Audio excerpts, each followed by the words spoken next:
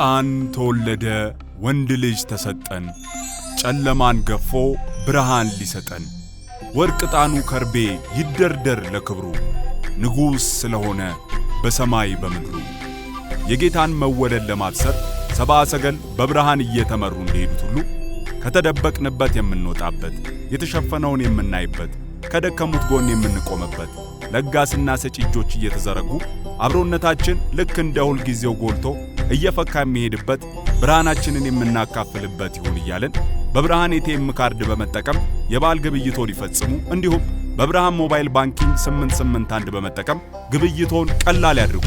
ከብርሃን ባንክ ጋር የሚሰሩትን የገንዘብ አስተላላፊ ድርጅቶች በመጠቀም ለበዓሉ ለወዳጅ ዘመዶ ስጦታ ይላኩ፣ ይቀበሉ። መልካም በዓል። ብርሃን ባንክ። እንደ ስማችን ብርሃን ነው ስራችን። ሕፃን ተወለደ ወንድ ልጅ ተሰጠን ጨለማን ገፎ ብርሃን ሊሰጠን ወርቅ ዕጣኑ ከርቤ ይደርደር ለክብሩ ንጉሥ ስለሆነ በሰማይ በምድሩ የጌታን መወለድ ለማብሰር ሰብአ ሰገል በብርሃን እየተመሩ እንደሄዱት ሁሉ ከተደበቅንበት የምንወጣበት የተሸፈነውን የምናይበት ከደከሙት ጎን የምንቆምበት ለጋስና ሰጪ እጆች እየተዘረጉ አብሮነታችን ልክ እንደ ሁል ጊዜው ጎልቶ እየፈካ የሚሄድበት ብርሃናችንን የምናካፍልበት ይሁን እያልን በብርሃን ኤቲኤም ካርድ በመጠቀም የበዓል ግብይቶን ይፈጽሙ። እንዲሁም በብርሃን ሞባይል ባንኪንግ 881 በመጠቀም ግብይቶን ቀላል ያድርጉ። ከብርሃን ባንክ ጋር የሚሰሩትን የገንዘብ አስተላላፊ ድርጅቶች በመጠቀም ለበዓሉ ለወዳጅ ዘመዶ ስጦታ ይላኩ፣ ይቀበሉ። መልካም በዓል። ብርሃን ባንክ። እንደ ስማችን ብርሃን ነው ስራችን።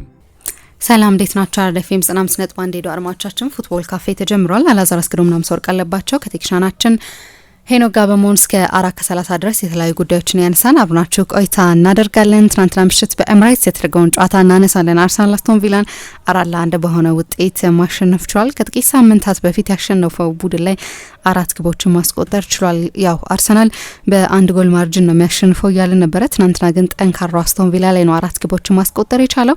የአርቴታ ቡድን ጠንካራ መልእክት ያስተላለፈበት እጅግ ወሳኝ እድል ነበር። ይህንን ጉዳይ እናነሳዋለን። ከዛ ውጭ ግን ማንቸስተር ዩናይትድ ከወልቭስ ጋር ያደረገውን ጨዋታ በኦልድ ትራፎርድ 1-1 በሆነ ውጤት አጠናቋል። ወልቭስ እንግዲህ 2 ነጥቦችን ብቻ የያዘ ቡድን ነበር። ትናንትና 3ኛው ነጥብ ኦልድ ትራፎርድ ላይ ነው ማሳካት የቻለው። እናነሳዋለን ይህንንም ጉዳይ። ዩናይትድ 1 ወደፊት 1 ወደ ኋላ የሚልበት የውድድር ዓመት ነው። ቼልሲ ከቦርንሞዝ 2-1 በሆነ ውጤት የተጠናቀቀ ጨዋታ ነው። ቼልሲ 1-0 መራ። 1-1 2-1 2-1 የተጠናቀቀ ጨዋታ ነው። የማሬስካ ሰዓት እያለቀ ነው ወይ የሚለውን ጉዳይ እንደዚሁ እናነሳለን። ትናንትና በጨዋታ ላይ ኤንዞ ማሬስካ እንደዚሁ ጭንቀት ውስጥ ገብቶ የተመለከትንበትም ሁኔታ ነበርና ይህንን ጉዳይ እናነሳዋለን። አድማጮቻችን በእነዚህ ጉዳዮች ላይ የሚኖራችሁን ማንኛውም ሀሳብ አስተያየት ደግሞ በፌስቡክ ገጻችን ላይ ልታጋሩ እንችላላችሁ። መልሰን ወደ እናንተ የምናደርስ ነው የሚሆነው። ከዛ ውጭ ግን የዩቲዩብ ቻናል አለን። ሊንኩን አላዛር አስገዶም ፉትቦል ካፌ ፌስቡክ ፔጅ ላይ እንደዚሁም ደግሞ አላዛር አስገዶም ኦፊሻል የቴሌግራም ቻናላችን ላይ ማግኘት ትችላላችሁ። ከዚህ በፊት የሰራናቸውን ፕሮግራሞች ከዚህ በኋላ የምንሰራቸውን እንደዚሁም ለዩቲዩብ ለምንቀርጻቸውን ፕሮግራሞች ማድመጥ ከፈለጋችሁ የዩቲዩብ ቻናላችን ላይክ፣ ሼር፣ ሰብስክራይብ ያደረጋችሁ ከኛ ጋር አብራችሁ እንድትሆኑ ነው የምንጋብዛችሁ። እንዴት አደርካለሽ? በጣም ደህና ነኝ እግዚአብሔር ይመስገን። እንዴት አደርሽ ምሳ? እንዴት አለሽ? አለን እግዚአብሔር ይመስገን። እንዴት ነበሩ ጨዋታዎች? ብዙ ጨዋታዎች ነበሩ ትላንትና፣ ትልልቅ ቡድኖች የተሳተፉባቸው። ያው ትልቁ ጨዋታና ትላንት ሰፊ ጊዜም ሰጥተን የተወያየንበት የአርሰናል ካስቶን ቪላ አንደኛ ከ3ኛ ኤሜሪ ወደ ኤምሬትስ የተመለሱበት፣ አርቴታ ብዙ ጊዜ የሚቸገርበትን ቡድንና አሰልጣኝ የገጠመበት፣ በፕሪሚየር ሊግ ዋንጫ ፍክክር ውስጥም ጠንካራ መልእክት ሊያስተላልፍ የሚችል ማንም ቢያሸንፍ አርሰናል አሸንፏል፣ ግን አስቶን ቪላን ቢያሸንፍ ወይ አቻ ቢወጡ ደግሞ ሌላ የሚጠቀም ቡድን ስላለ ማንቸስተር ሲቲ ውጤቱ ኮንሲኩዌንሻል ነው። በዚህ ምክንያት በጣም ከፍተኛ ትኩረት አግኝቶ ነበር እና አርሰናል ከሁለተኛው አጋማሽ መጀመር በኋላ ቀጥለው በመጡት 30 ደቂቃዎች ባስቆጠራቸው 4 ጎሎች 4-1 አሸንፏል። ያ ሁለተኛ አጋማሽ በጣም አስደናቂ አርሰናል ብቃት የታየበት፣ ምናልባት በእኔ ግምት ደግሞ ከባላጋራው ጥንካሬ አንጻር የሲዝኑ ቤስት ፐርፎርማንስ ሊባል የሚችል አይነት በጣም የሚያስደንቅ ብቃት ያሳዩበት ነው። ግን ማንቸስተር ዩናይትድ እና ቼልሲ ደግሞ በዚህ በምሽቱ ጨዋታ በየቡድኖቻቸው ደጋፊዎች ተጮሆባቸው ነው ጨዋታዎቹ ያበቁት። ለወራት ጨዋታ ያላሸነፉ ቡድኖች ናቸው ወልቭስና ቦርንመዝ። ወልቭስ የለየለት መጥፎ ቡድን ነው። በእርግጥ በቅርብ ጊዜ በአስቶን ቪላ ሜዳ፣ በአርሰናል ሜዳ፣ በሊቨርፑል ሜዳዎች ሄዶ በአንድ የጎል ልዩነት ብቻ ነው የተሸነፈው። 2 ነጥብ እንዳለው በፕሪምየር ሊግ ታሪክ ቢያንስ በስታቲስቲካዊ አነጋገር መጥፎ ቡድን ቢባልም ና የደርቢን ሬከርድ የሚያሻሽል የሚመስል ቡድን ቢሆንም እና ማንቸስተር ዩናይትድ በርካታ ተጫዋቾችን ትላንትና ከማውንት ጋር 8 ተጫዋቾችን ባያሰልፍም ግን ዩናይትድ እንዲያሸንፈው የሚጠበቅ ጨዋታ ነው። ወልቭስም በርካታ ተጫዋቾች ያልነበሩትን በጉዳት በቅጣት በአፍሪካ ዋንጫ ምክንያት የሳሳው ማንቸስተር ዩናይትድ ብቻ አልነበረም። በቂ ጀስቲፊኬሽንም አይደለም። አሰልጣኙም ከጨዋታው በኋላ በጉዳት በአፍሪካ ዋንጫ ምክንያት ባልተሰለፉ ተጫዋቾች ላይ ላሳብበው አልችልም የሚል አስተያየት ሰጥቷል እና ለዩናይትድ የሆነ አዎንታዊ ነገር ባየሽ ቁጥር የተሻሻለ ያለ ፕሮግረስ እያደረገ ያለ ነገር ያለ በመሰለ ሰሞን ልክ እንደ ትላንት ነው አይነት ደግሞ ፐርፎርማንስ ታያለሽ። ውጤትም ፐርፎርማንስም ከ11 ተከታታይ ሽንፈቶች የመጣ ቡድን ነው ወልቭስ። ቼልሲም እንደዚሁ ትላንትና ከቦርንመዝ ጋር ነው የተጫወተው። ቦርንመዝም ለ2 ወር ጨዋታ አላሸነፈም እና ቡድኑ እየፈረሰ ነው በየጊዜው። የአሰልጣኝ አንዶኒ ኢራዮላ ኮንትራት በዚህ ውድድር ዘመን መጨረሻ ያበቃል። በጣም ብዙ ክለቦች የሚፈልጉት በስፔንም በእንግሊዝም ብዙ ትልልቅ ክለቦች የሚፈልጉት አሰልጣኝ ነው።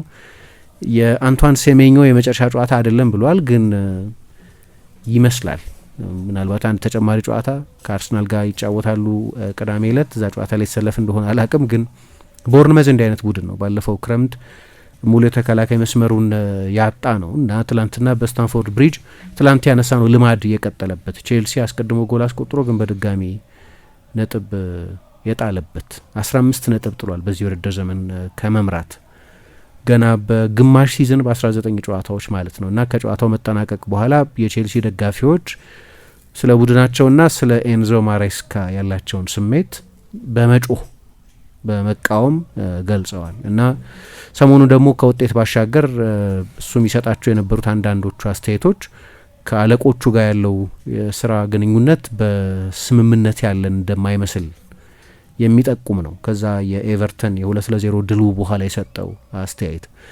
የሲቲ ስም ተነስቶ ነበር ሰሞኑን።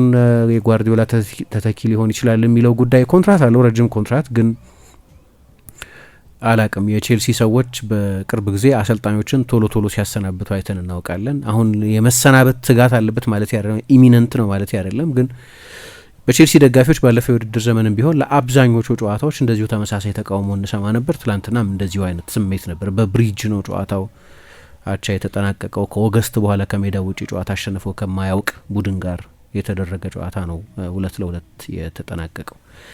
ስለዚህ የተለያየ አይነት ምሽት ነው ያሳለፉት። ለአርሰናል ግን በጣም ጠንካራ መልእክት ለፕሪሚየር ሊጉ ያስተላለፈበት እና ለእኔ የሰሞኑን እናነሳዋለን፣ ግን የሰሞኑን ፐርፎርማንሶች እናይ በቃ ብቸኛው የጎደለው ነገር በሰፊ ውጤት ማሸነፍ፣ የትላንትናው አይነት ማርጅን መያዝ ካልሆነ በስተቀር በፐርፎርማንስ እንዳለው ዱመሪዝም አይደለም ነበር የኔ አስተያየት። ከ5 ጨዋታ 4 ጨዋታ ያሸነፈ ቡድን አይመስልም። ፕሪሚየር ሊጉን እየመራ ቻምፒየንስ ሊጉን እየመራ ሊግ ካፕ ላይ ሴሚፋይናል የደረሰ ቡድን አይመስልም። የሚሰጠው አንዳንዱ ኮሜንት ስጋት አለ፣ ይገባኛል። ግን ትላንትና በጣም ኤፊሽንት የነበሩበት ጨዋታ ነው እና ግሩም ምሽት ነበር እና በሲቲ እስኪጫወት ድረስ የነጥብ ልዩነቱን ወደ 5 አስፍቶታል። ሲቲ ነገ ምሽት ከሰንደርላንድ ጋር እስኪጫወት ድረስ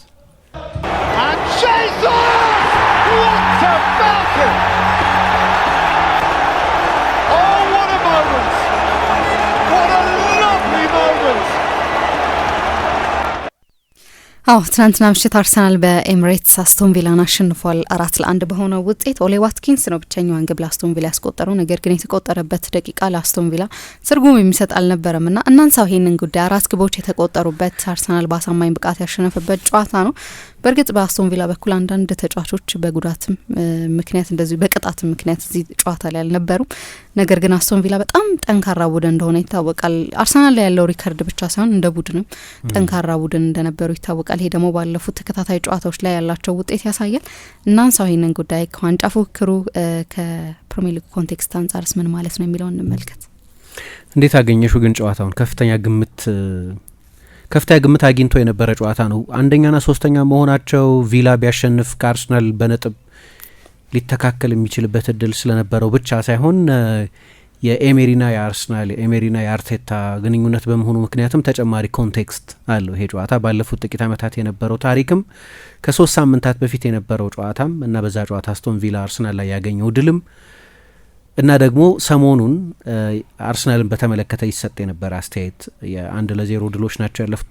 የ1-0 ሳይሆን የ1 ጎል ልዩነት 2-1 ሊሆን ይችላል፣ ግን የ1 ጎል ማርጅን ስለነበር አርሰናል ያሸንፍ የነበረበት የድል መጠን ጥያቄ የአርሰናል ፐርፎርማንስ ላይ ጥያቄ የሚያነሱ አንዳንድ አስተያየት ሰጪዎችም ስለነበሩ ከዛ ኮንቴክስት ጋር እና ከቪላ በጣም የሚያስደንቅ ፎርም ጋር በክለቡ ታሪክ በጣም ረጅሙን የድል ጉዞ የተጋራበት ሰሞን ነው የነበረው። 11 ተከታታይ ጨዋታ 8 የሊግ ጨዋታዎችን ድል ከማድረግ በኋላ ነው ወደዚህ ጨዋታ የመጣውና ጨዋታው ትልቅ መሆኑ ብቻ ሳይሆን ተጨማሪ ደግሞ ሰበዞች አሉት እና እንዴት አገኘሹ ከኤክስፔክቴሽኑ አንጻር እና በጨዋታው ላይ የታየው የሁለቱ ቡድኖች ፐርፎርማንስ እና ምናልባት እንዳልሹ ደግሞ ለፕሪሚየር ሊግ የሚያስተላልፈው መልእክት እስካለ እንዴት ታዘብሹ? ትናንትና እኔ ከጨዋታው በፊት አርሰናል ቀጥቅጦ ነው የሚያሸንፈው እንደውም እያልኩ ነበር አይደል። ሁሉ ጊዜ እንደዛ አይሰራም። አሁን ሁሉ ጊዜ አስቶን ቪላ አርሰናል ላይ ጥሩ ሪከርድ አለው ማለት ሁሉ ጊዜ ይሰራል ማለት አይደለም። ልክ እንደ ትናንትና አይነት ምሽት አለ። ለአስቶን ቪላ እኔ የተጎዱበት ተጫዋቾች በቅጣት ያጣቸው ተጫዋቾች በጣም ወሳኝ ተጫዋቾች ናቸው ብዬ አስባለሁ። ከዛ ደግሞ የአማዱ ኦናናም በጨዋታው መሀል አለመኖርም እንደዚህ ውስጥ ካሰብከው የአስቶን ቪላ በጣም ጠንካራ ጎኖቹ ናቸው ወይም ደግሞ ጠንካራ የሚባሉ በዚህ አመት ይሄንን ውጤት ለማሳካት ጥሩ አሪፍ የሆኑ ተጫዋቾች ነበሩ። ትናንትና እንግዲህ ሜዳ ውስጥ የሌሉትና ይህንን ከግምት ውስጥ ካስገባና አርሰናል ጠንካራ ቡድን እንደሆነ የሆነ የተወሰኑ ጥያቄዎችን በሚነሱበት ጊዜ ምናልባት ግቦችን አስቆጥሮ በርካታ ግቦችን አስቆጥሮ ጨዋታ የመጨረስ ችግር ካልሆነ በስተቀር ብዙም እንከኖች ማውጣት የምትችልበት ቡድን አይደለም። ስለዚህ ሁሉ ጊዜ ልክ እንደ የአስቶን ቪላውንም ጨዋታ በተለየ ኮንቴክስት ማስቀመጥ ያስፈልጋል ብዬ አስባለሁ። በቪላ ፓርክ የተደረገውን ጨዋታ አንደኛ በመጨረሻ ደቂቃ የተቆጠረ ግብ ነው፣ ግን ያው እዛ ጨዋታ ላይ እኔ አስቶን ቪላ ማሸነፉ ይገባው ነበር ብዬ አስባለሁ ባሳየው ፐርፎርማንስ። ግን ሁሉ ጊዜ ደግሞ እንደዛ አይሰራም። ለምሳሌ ማንቸስተር ዩናይትድ አስቶን ቪላ ላይ በጣም ጥሩ ሪከርድ ነበረው ስንል ነበር አይደል ባለፈው። ግን አስቶን ቪላ አሸነፈና ሁሉ ጊዜ ሪከርዶች ብቻ ወይም ደግሞ በተከታታይ ጨዋታዎችን ማሸነፍ አይሰራም። አንዳንድ ጊዜ እንደ ትናንትና አይነት ሜዳ ውስጥ ያለ ጨዋታ ይሰራልና ትናንትና እንግዲህ የጋብሪኤል ማጋሌሽ ራሱ መኖር የሱ ፕሬዘንስ ራሱ እንዴት እንደሚጠቅም ነው አርሰናል ምን ያህል አጉድሎት እንደነበር የተመለከትንበት ጨዋታ ነው። ደግሞ ከጨዋታው በፊት የዴክላን ራይስ አለመኖርን ደግሞ ስንሰማ አርሰናል ጥሩ ይሁን ወይስ መጥፎ አላውቅም። አሁን እኔ ዴክላን ራይስ የለም ሲባል እንደ ተጫዋች በጣም ጥሩ ተጫዋች ስለሆነ አርሰናል ያጎለዋል ትላለህ፣ ግን ያለ ዴክላን ራይስ ወሳኝ የሚባሉ ተጫዋቾችን አድርጎ አያውቅም በዚህ የውድድር አመት አርሰናል። ስለዚህ እንዴት ነው ሪያክት የሚያደርገው የዴክላን ራይስን አለመኖር እንዴት ነው የሚያየው የሚለውን ነገርም ለማወቅ በቂ ሳምፕል አለን ብዬ አላስብም። እና እሱም ሌላ በጣም ኢንተረስቲንግ የሆነ ጉዳይ ነበር። ለአስቶን ቪላ አድቫንቴጅ ነው ወይስ ደግሞ የሚለው ጉዳይም በተመለከተ እና ግን ለአርሰናል በጣም ጥሩ ውጤት ይመስለኛል። አንደኛ አስቶን ቪላን ራሱን እኔ የተበቀለበት ጨዋታ ነው ብዬ አስባለሁ። የዚህን የውድድር አመት ብቻ አይደለም።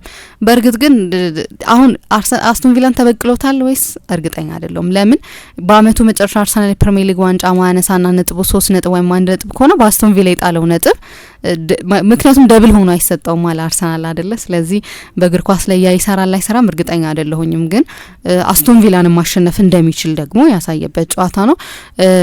ማንኛውም ቡድን ማሸነፍ እንደሚችል ያሳየበት ጨዋታ ነው። ከሲቲ በ5 ነጥብ የራቀበት ጨዋታ ነው። ለፕሪሚየር ሊጉ ላይ አሁንም ስቲል በጣም ምርጡ ቡድን አርሰናል መሆኑን ራሱ ያረጋገጠበት ነውና እንደዚህ ደግሞ ብዙ ጎሎችን ማስቆጠር እንደሚችል ወሳኝ የሚባሉ ተጫዋቾች ራሱ ባይኖሩ እንደዚህ ጥሩ ፐርፎርም ማድረግ እንደሚችል ያሳየበት ምሽት ነው ብዬ አስባለሁ። እኔ ለአስቶን ቪላ መጥፎ ውጤት ነው ልል አልችልም። በአርሰናል ነው የተሸነፉት፣ በፕሪሚየር ሊጉ ቡድን አርሰናል ነው የተሸነፉት አይደል። እስካሁን የመጡበት ርቀት ኤክስፔክቴሽኑን በጣም ከፍ አደረገው እንጂ ስቲል 3ኛ ደረጃ ላይ መቀመጣቸውን እና 4ኛ ደረጃ ላይ ካለው ሊቨርፑል ጋር አሁን ያሉበት የነጥብ ርቀት ሰፊ መሆኑን ከግምት ውስጥ ካስገባን ግን ለአስቶን ቪላ ውድቀት ነው ብዬ አላስብም። ልክ ነው። ለአስቶን ቪላ ከዋንጫ ፍክክር አንጻር እኔ ከባድ ምት የደረሰበት ይመስለኛል። የዋንጫ ተፎካካሪ ናቸው ብሎ ለሚያምን ሰው የ6 ነጥብ ማርጅን በጣም ሰፊ ነው። ከአርሰናል የ6 ነጥብ ሲቲ ሰንደርላንድን የሚያሸንፍ ከሆነ ከሲቲ ደግሞ የ5 ነጥብ። ኤሜሪ በተደጋጋሚ እኛ የዋንጫ ተፎካካሪ አይደለንም ብለው ተናግረዋል። ስለዚህ በሳቸው አስተያየት ቪላ የዋንጫ ተፎካካሪ አይደለም፣ ግን ደግሞ ግማሽ ሲዝን ተጉዞ ከመሪው በ2 ነጥብ በ3 ነጥብ ርቀት ላይ ብቻ ሲገኝ አንድ ቡድን የዋንጫ ተፎካካሪ አይደለም ብሎ ሼልፍ ማድረግ ደግሞ በጣም ያስቸግራል እና የዋንጫ ተፎካካሪ ሆነው ሊቆጠሩ ከሆነ የትላንትናው ሽንፈት አስቶን ቪላ የፕሪሚየር ሊግ ሻምፒዮንነት የዋንጫ ተስፋ ካለው ያ ተስፋ ከባድ ምት ደርሶበታል። 15% ይሁን 10% ይሁን በየትኛውም የፐርሰንት ኤስቲሜሽን አስቶን ቪላ እድል ከነበረው ያ ድንገት ወደ 5% ዝቅ የሚልበት አይነት ወሳኝ የ6 ነጥብ ጨዋታ ነበር። አርሰናልን ከዚህ በኋላ ያገኝ በዚህ ሲዝን አስቶን ቪላ እና በጣም ወደ ላይ ለመንጠላጠያው አቋራጭ መንገድ እየመራ ያለውን ቡድን 3 ነጥብ ማሳጣትና ለራስ ከዛ ቡድን 3 ነጥብ መውሰድ ነው።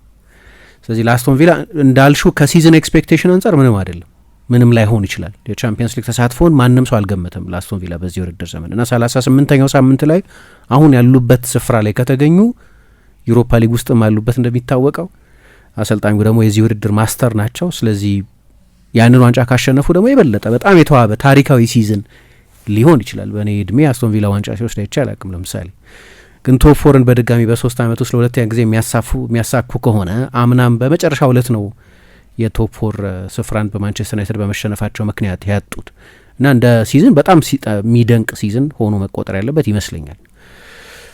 ከዋንጫ አንጻር ግን በጣም ትልቅ ምት ነው ብዬ ነው ማስበው። አስቶን ቪላ እንደዛ ከሆነ ለእኔ ጄኒን ዋንጫ ተፎካካሪ አልነበረም።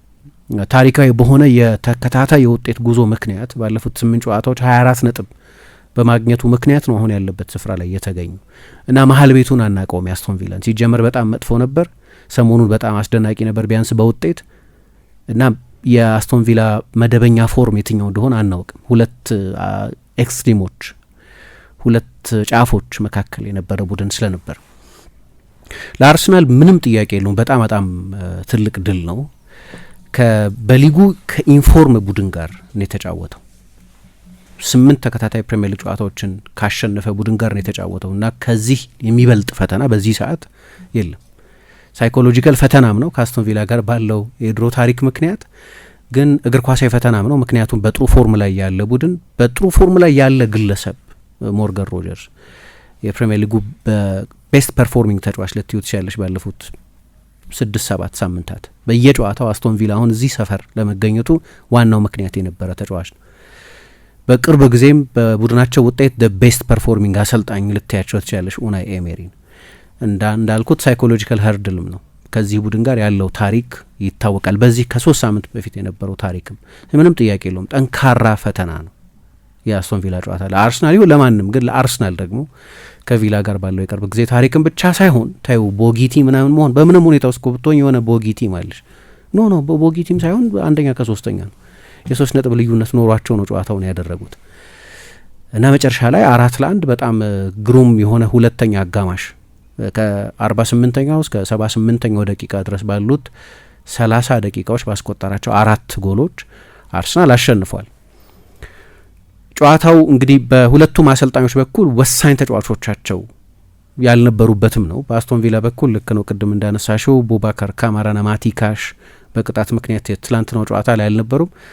በአርሰናል በኩልም ሪካርዶ ካላፊዮሪ በቅጣት ካልሆነ በስተቀር ባለፈው የአንድ የፕሪሚየር ሊግ ጨዋታ ያለፈው ጨዋታ ካልሆነ በስተቀር የወልቭስ ጨዋታ ማለት ነው ሁሉንም ጨዋታ የሚጀምረው ተጫዋች ነው። በቀደምም ልምምድ ላይ ሳለ ወይም እያሟሟቀ በነበረበት ጊዜ ስለተጎዳ ነው እንጂ ለአርቴታ በጣም ወሳኝ ታክቲካዊ ተጫዋች ነው እና ወደ አርሰናል ከመጣበት ጊዜ ጀምሮ 2 ሙሉ ሲዝን ተጫውቷል። በሁለቱም ሲዝኖች በትንሹ 36 ጨዋታ የጀመረ ተጫዋች ነው ዴክላን ራይስ እና የዚህ ቡድን የልብ ምት ነው ሊባል ይችላል። አሁን የፕሪሚየር ሊግ የዓመቱ ኮከብ ተጫዋች ይመረጥ ቢባል ከምርጦቹ ብዙ ግምት ብዙ ድምጽ ከሚያገኙ ተጫዋቾች መካከል አንደኛው ነው ዴክላን ራይስ እና የራይስ አለመሰለፍ መሰማቱ ደግሞ ለአርሰናል በጣም መጥፎ ዜና ነበር። ስለዚህ ሁለቱም ቡድኖች ጠቃሚ ተጫዋቾቻቸውን በዚህ ጨዋታ ላይ አላሰለፉም። ግን ጨዋታው በመጀመሪያ አጋማሽ ለእኔ በኤሜሪ በኩል የተሳካ ነበር ልለው እችላለሁ።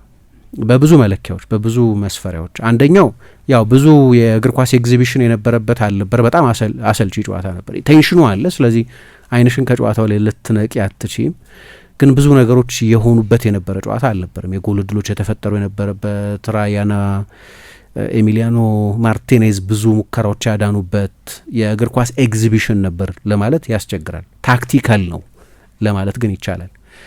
አርሰናል በሁለቱ አጋማሽ ነው ኤክስፕሎድ ያደረገው፣ ግን የመጀመሪያ አጋማሽ የተወጠረ ጨዋታ ነበር። አሁን ሁለቱ ቡድኖች ወደዚህ ጨዋታ ሲመጡ ትልቅ የኤክስጂ አኖማሊ የነበራቸው ቡድኖች ናቸው።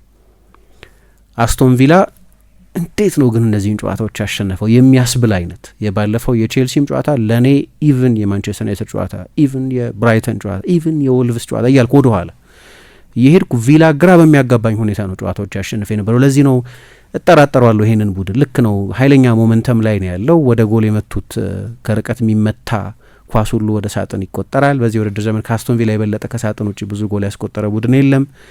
ግን ደግሞ በፐርፎርማንስ በኩል ብዙዎቹን ጨዋታዎች ተቸግረው የተጋጣሚ ቡድን በርካታ የጎል እድሎች ፈጥሮ ብዙ ብልጫ ወስዶባቸው ስለነበር የሚያሸንፉት። ይሄ ግን ሰስቴነብል አይደለም። የሆነ ቦታ ይቆማል። ሁልጊዜ ከሳጥን ውጭ በሚቆጠር ጎል ተአምራዊ በሚመስሉ ሮጀርስ ግን አልፎ አልፎ የቦኤንዲያ ጎሎች ልታሸንፊ አትችይም። የሆነ ቦታ ይቆማል። ይሄ ኤክስጂ አኖማሊ ነው። የቼልሲው ጨዋታ የቅርብ ጊዜ በጣም ጥሩ ምሳሌ ነው። የአርሰናል ጨዋታ በጣም አስተማማኝ ፐርፎርማንስ የነበረበት ነው፣ በጣም ተቀራራቢ ኤክስጂ የነበረበት ነው በሁለቱም ቡድኖች በኩል። የጨዋታ የመጨረሻው ኪክ የወሰነው ጨዋታ ነው። አርሰናል ደግሞ በተቃራኒው ለእኔ እያሸነፈም ግን ኤክስጂውን አንደር ፐርፎርም እያደረገ የነበረ ቡድን ነው። በጣም በርካታ የጎል ዕድሎች ይፈጥራል። ካለፉት አርሰናል ካስቆጠራቸው ካስመዘገበው 9 ጎል አንዱ ብቻ ነው በአርሰናል ተጫዋች በክፍት ጨዋታ የተቆጠረው። ግን በጨዋታዎቹ ላይ ደግሞ ለቁጥር የሚታክት ሙከራ በጣም ከፍተኛ ብልጫ ይወስዳል። ስለዚህ ኃይለኛ ኤክስጂ አንደር ፐርፎርማንስ አለ። አንደኛው ከልክ በላይ ፐርፎርም እያደረገ ያለ ቡድን ነው ኦልሞስት በሊሚቱ። አንደኛው ደግሞ ደጋፊዎችን ስጋት ላይ የሚጥሉ የመጨረሻ ደቂቃዎች እንዲኖሩት እያደረገ እያሸነፈ ግን ጥያቄ የሚነሳበት አይነት ቡድን የነበረው እና ትላንት በዚህ አይነት ሁኔታ ውስጥ ነው ወደዚህ ጨዋታ የመጡት። ቪላ ጨዋታው እንግዲህ በትልልቅ ጨዋታዎች ቀድሞ በሚቆጠር ጎል ነው የሚወሰነው። ኦሊ ዋትኪንስ ያንን ማድረግ ይችል ነበር። ትላንትና በጣም ትልቅ እድል አግኝቶ ነበር በመጀመሪያ አጋማሽ በጨዋታ የመጀመሪያ ጥቂት ደቂቃዎች። ግን ከዚያ በኋላ ራሱ ኦሊ ዋትኪንስ ሌላ ጎል እስኪያስቆጥር ድረስ አስቶን ቪላ ሌላ ኢላማውን የጠበቀ የጎል ሙከራ ሌላ ሳይሆን ምንም ኢላማውን የጠበቀ የጎል ሙከራ አላደረገም። በተጨማሪው ሰዓት 90 ደቂቃው ካለፈ በኋላ ኢረሌቨንት የሆነ የጨዋታውን መልክ ምንም አፌክት የማያደርግ ምናልባት የአርሰናል ተጫዋቾች ክሊንሺት የመጠበቅ ጉጉት ስለነበር ብዙ የአርሰናል ተጫዋቾች ሲበሳጩ ምናምን አየን። 4-0 እየመራ ያለ ቡድን ተጫዋቾች አይመስሉም ከክሊንሺት አንጻር ብቻ ካልሆነ በስተቀር በጨዋታው ላይም በፕሪሚየር ሊግ ዋንጫ ፍክክር ስዕል ላይም ምንም ልዩነት ማያመጣ ጎል እስኪቆጠር ድረስ አስቶን ቪላ አንድም ኢላማውን የጠበቀ ሙከራ አላደረገም። 0.6 ኤክስጂ ብቻ ነው የነበረው እስከዛ ቅጽበት ድረስ። አርሰናል ደግሞ ኤፊሽንት ነበር። አሁን ትላንትና አንድ ሞዴል ሳነሳ ነበር፣ አንድ ስታቲስቲካል ሞዴል። ያለፉትን ጨዋታዎች በሙሉ ከውጤት ኮንቴክስት ነርቨስ ከመሆን ምናምን ወጥታችሁ እዩት። ከአርሰናል ደጋፊነት ስሜትም ወጥታችሁ እንደው ፐርፎርማንስን ብቻ አንጥሮ ማየት ለሚፈልግ ሰው የበለጠ አናሊቲካል ለሆነ ሰው ምንም ሊያታልላቸው አይገባም። አርሰናል በውጤቱ ልክ እንደምናየው አይነት ቅርበት ከባላጋራ ቡድኖች ጋር አልነበረውም። በጣም በጣም ከፍተኛ ልዩነት ነው የነበረው። ስለዚህ ልክ ነው። አንደኛ ግድ የለም 1-0 ሲያሸንፍ የሞሪኞ ቡድን አንድ ሲዝን ላይ 9 ጨዋታ 1-0 አሸንፎ የለም እንደ 95 ነጥብ አሸንፎ የውድድር ዘመን ሰው ኢትስ ኦኬ። እንደዛ ማሸነፍ ችግር አይደለም፣ እሱም ችግር ሆኖ አይደለም። ግን እንደው ችግር ነው ከተባለ ለምንድነው 4-0 እነዚህ ቡድኖች የማያሸንፈው ከተባለ የጎል ዕድሎች ባለመፍጠሩ ምክንያት ባለማጥቃቱ ምክንያት በሁለት ጨዋታ 50 ሙከራ አድርጎ ነው ወደዚህ ጨዋታ የመጣው። ትላንትና የሚለየው ጎል አስቆጠረ። በቃ ተመሳሳይ ፐርፎርማንስ ነው በቅርብ ሳምንታት የነበረው በሁለተኛው አጋማሽ የነበረው አይነት ፐርፎርማንስ። ሁለተኛው አጋማሽ ተቀይሯል። በአስቶን ቪላ በኩል የአንድ በጣም ወሳኝ ተጫዋች አለመሰለፍን አለመጥቀስ ግን አልችልም። የአማዱ ኦናና አለመሰለፍ በትላንትናው ጨዋታ ላይ በነበረው ኮንቴክስት ምክንያት ለምሳሌ የስታንፎርድ ብሪጅ ጨዋታ አልጀመርም እና እንደ አስቶን ቪላ በጣም ወሳኝ የማይተካ ተጫዋች የሚቆጠር ተጫዋች አይደለም። ግን ትላንትና በነበረው ታክቲካል አስፈላጊነት ምክንያት ግን የሱ በሁለተኛው አጋማሽ አለመመለስና የአርሰናል በጨዋታው የመጀመሪያ የማዕዘን ምት ጎል ማስቆጠር የጨዋታው አጠቃላይ ስል ተቀይሯል። ሁለቱ በጣም ወሳኝ ነጥቦች ናቸው። ምክንያቱም በመጀመሪያ አጋማሽ ኤሜሪ አንዳንድ የተከተሏቸው ነገሮች ነበሩ። ለምሳሌ ጋብሪኤል ጄሱስ ከጨዋታው መጠናቀቅ በኋላ ሲያነሳው ሰማሁ። ማዘግየት ኤሚሊያኖ ማርቲኔዝ እና ሌሎች አስቶን ቪላ ተጫዋቾች የመልስ ምት በወጣ ቁጥር የእጅ ፎሪ በወጣ ቁጥር ሆን ብለው ያዘገዩ ነበር። ታክቲክ ነው ይሄ። አርሰናል ያ ስፒድ እንዳይኖረው ልክ ልክ በቼልሲው ጨዋታ ላይ እንደነበረው በአንድ ጊዜ ኦቨርዌልም እንዳይደረጉ ትንፋሽ ማግኛ ነበር። እንደዛ የሚያደርጉ የአርሰናል ደጋፊዎችን ለማብሸቅ ከሆነ አላውቅም። ኤሚሊያኖ ማርቲኔዝ እንግዲህ ከ17 ዓመቱ ጀምሮ ለአርሰናል ሲጫወት የነበረ 8 ዓመት የአርሰናል ተጫዋች የነበረ ነው። ግን ከለቀቀ በኋላ እንደምታውቂው ከአርሰናል ደጋፊዎች ጋር ቅሬታ አለ፣ ቅራኔ አለ ከሱ ጋር። ምናልባት ለክራውዱ ነው እየተጫወተ የነበረው አላውቅም። ግን ታክቲካዊ ምክንያት ያለው ይመስለኛል። ዝም ብሎ በስሜት ያንን እንዲያደርግ ኤሜሪ የሚፈቅዱለት አይመስለኝም።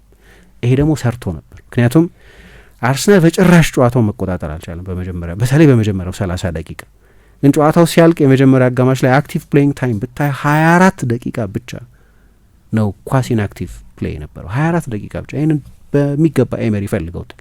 አርሰናል ሞመንተም እንዳይኖረው፣ እንዲቆራረጥ፣ ምንም አይነት ስፒድ እንዳይኖረው፣ ተከታታይ ማጥቃት እንዳይኖር ያቆራርጡት ነበር። በወጣ ቁጥር ኳስ ቅጣት ምት በተገኘ ቁጥር ዲሌ ያደረጉ ነበር። ለዚህ ነው የአርሰናል ደጋፊዎችም የአርሰናል ተጫዋቾችም አርቢትሩ በዚህ ጉዳይ ላይ ስትሪክት እንዲሆኑ ይጠይቁ የነበሩት። ግን እንደ ታክቲክ አርሰናል ምንም አይነት ሞመንተም አልነበሩም። በተለይ በመጀመሪያ 25-30 ደቂቃ ኦናና በጣም አስፈላጊ የነበረው ደግሞ እንግዲህ አርሰናል ልክ ባለፈው ቼልሲ እንዳደረገው አስቶን ቪላን ፕሬስ በማድረግ መጨረሻ ላይም ኃይለኛ የፕሬሲንግ ስታት ኖሮት ነው ጨዋታው የተጠናቀቀው። 9 ነበር ፒፒዲው፣ የአስቶን ቪላ 28 ነው ነበር። አስቶን ቪላ በጣም ፓሲቭ ነበር፣ ፕሬስ አያደርግም። አርሰናል በጣም እሳት በላሰ የፕሬሲንግ ኢንቴንሲቲ ነበር ጨዋታውን የጀመረው። ከዚያ ግን መውጫ መንገድ ማግኘት ቻሉ አሰልጣኙ። አንደኛ ዩሪ ቴሌሞንስን ከሌሎቹ ጨዋታዎች የበለጠ ወደ ሴንትራል ቦታዎች ይስቡታል እና ረጃጅም እና መካከለኛ ኳሶች ማቀበል የሚችል ተጫዋች፣ የአርሰናልን ፕሬሲንግ ባይፓስ ማድረግ የሚችል ተጫዋች ነው። እሱና ኤዘሪ ኮንሳ በጣም ወሳኝ ተጫዋቾች ነበሩ እና እዚህ ላይ ኦናና ያ ፊዚካሊቲ አለው፣ እነዛን ሚዲየም ቦሎች መቀበል ይችላል፣ አትሌቲሲዝም አለው፣ የባላጋራ ቡድን ተጫዋቾችን ዱዌሎች እያሸነፈ ቡድንን በድንገት 40 ሜትር ወደፊት አድቫንስ ማድረግ ይችላል። ፕሬሲንግ ለመሻገር በጣም አስፈላጊ መሳሪያ ነው። በቀደም በስታንፎርድ ብሪጅ እሱ ተቀይሮ ከገባ በኋላ የቼልሲን ፕሬሲንግ እየለዘበ ሲመጣ በመጀመሪያ አጋማሽ በነበራቸው የፕሬሲንግ ግለት ለ90 ደቂቃ መቆየትም በፊዚካል ምክንያቶች አስቸጋሪ ስለሆነ አንደኛው ምክንያት እሱ ነው። ሁለተኛው ምክንያት ግን የአማዱ ኦናና ተቀይሮ መግባት ነው የነበረው። ከዛ ደግሞ በጣም ጥሩ ቦል ካሪየር ነው። ብዙ ሰው አይን ውስጥ የገባ አስታውሳለሁ። በስታንፎርድ ብሪጅ የሊል ተጫዋች ሆኖ ጆሴሊን ጉቭረናክ የሚባሉ የድሮ የሊል አሰልጣኝ አጥቂ አድርገው በተጠቀሙበት ጊዜ ነው እና ያኔ ዋናው ዓላማቸውም የነበረው አማካይ ቢሆንም በጣም ጥሩ የሆልድ አፕ አጫወት ያለው ከግዙፍ የመሀል ተከላካዮች ጋር ተሻምቶ ኳስ ማሸነፍ የሚችል በጣም ጥሩ ዱዌሊስት በመሆኑ ምክንያት ነው። ግን በቴክኒኩም በጣም ጥሩ ተጫዋች ነው እና ትላንትና እሱ ከዩሪ ቴሌሞንስ እና ከኤዝሪ ኮንሳ የሚመጡትን ሚዲየም ቦሎች የአርሰናልን ፕሬሲንግ ባይፓስ የሚያደርጉትን ኳሶች በሚያስደንቅ ሁኔታ ማሻገር ይችል ነበር።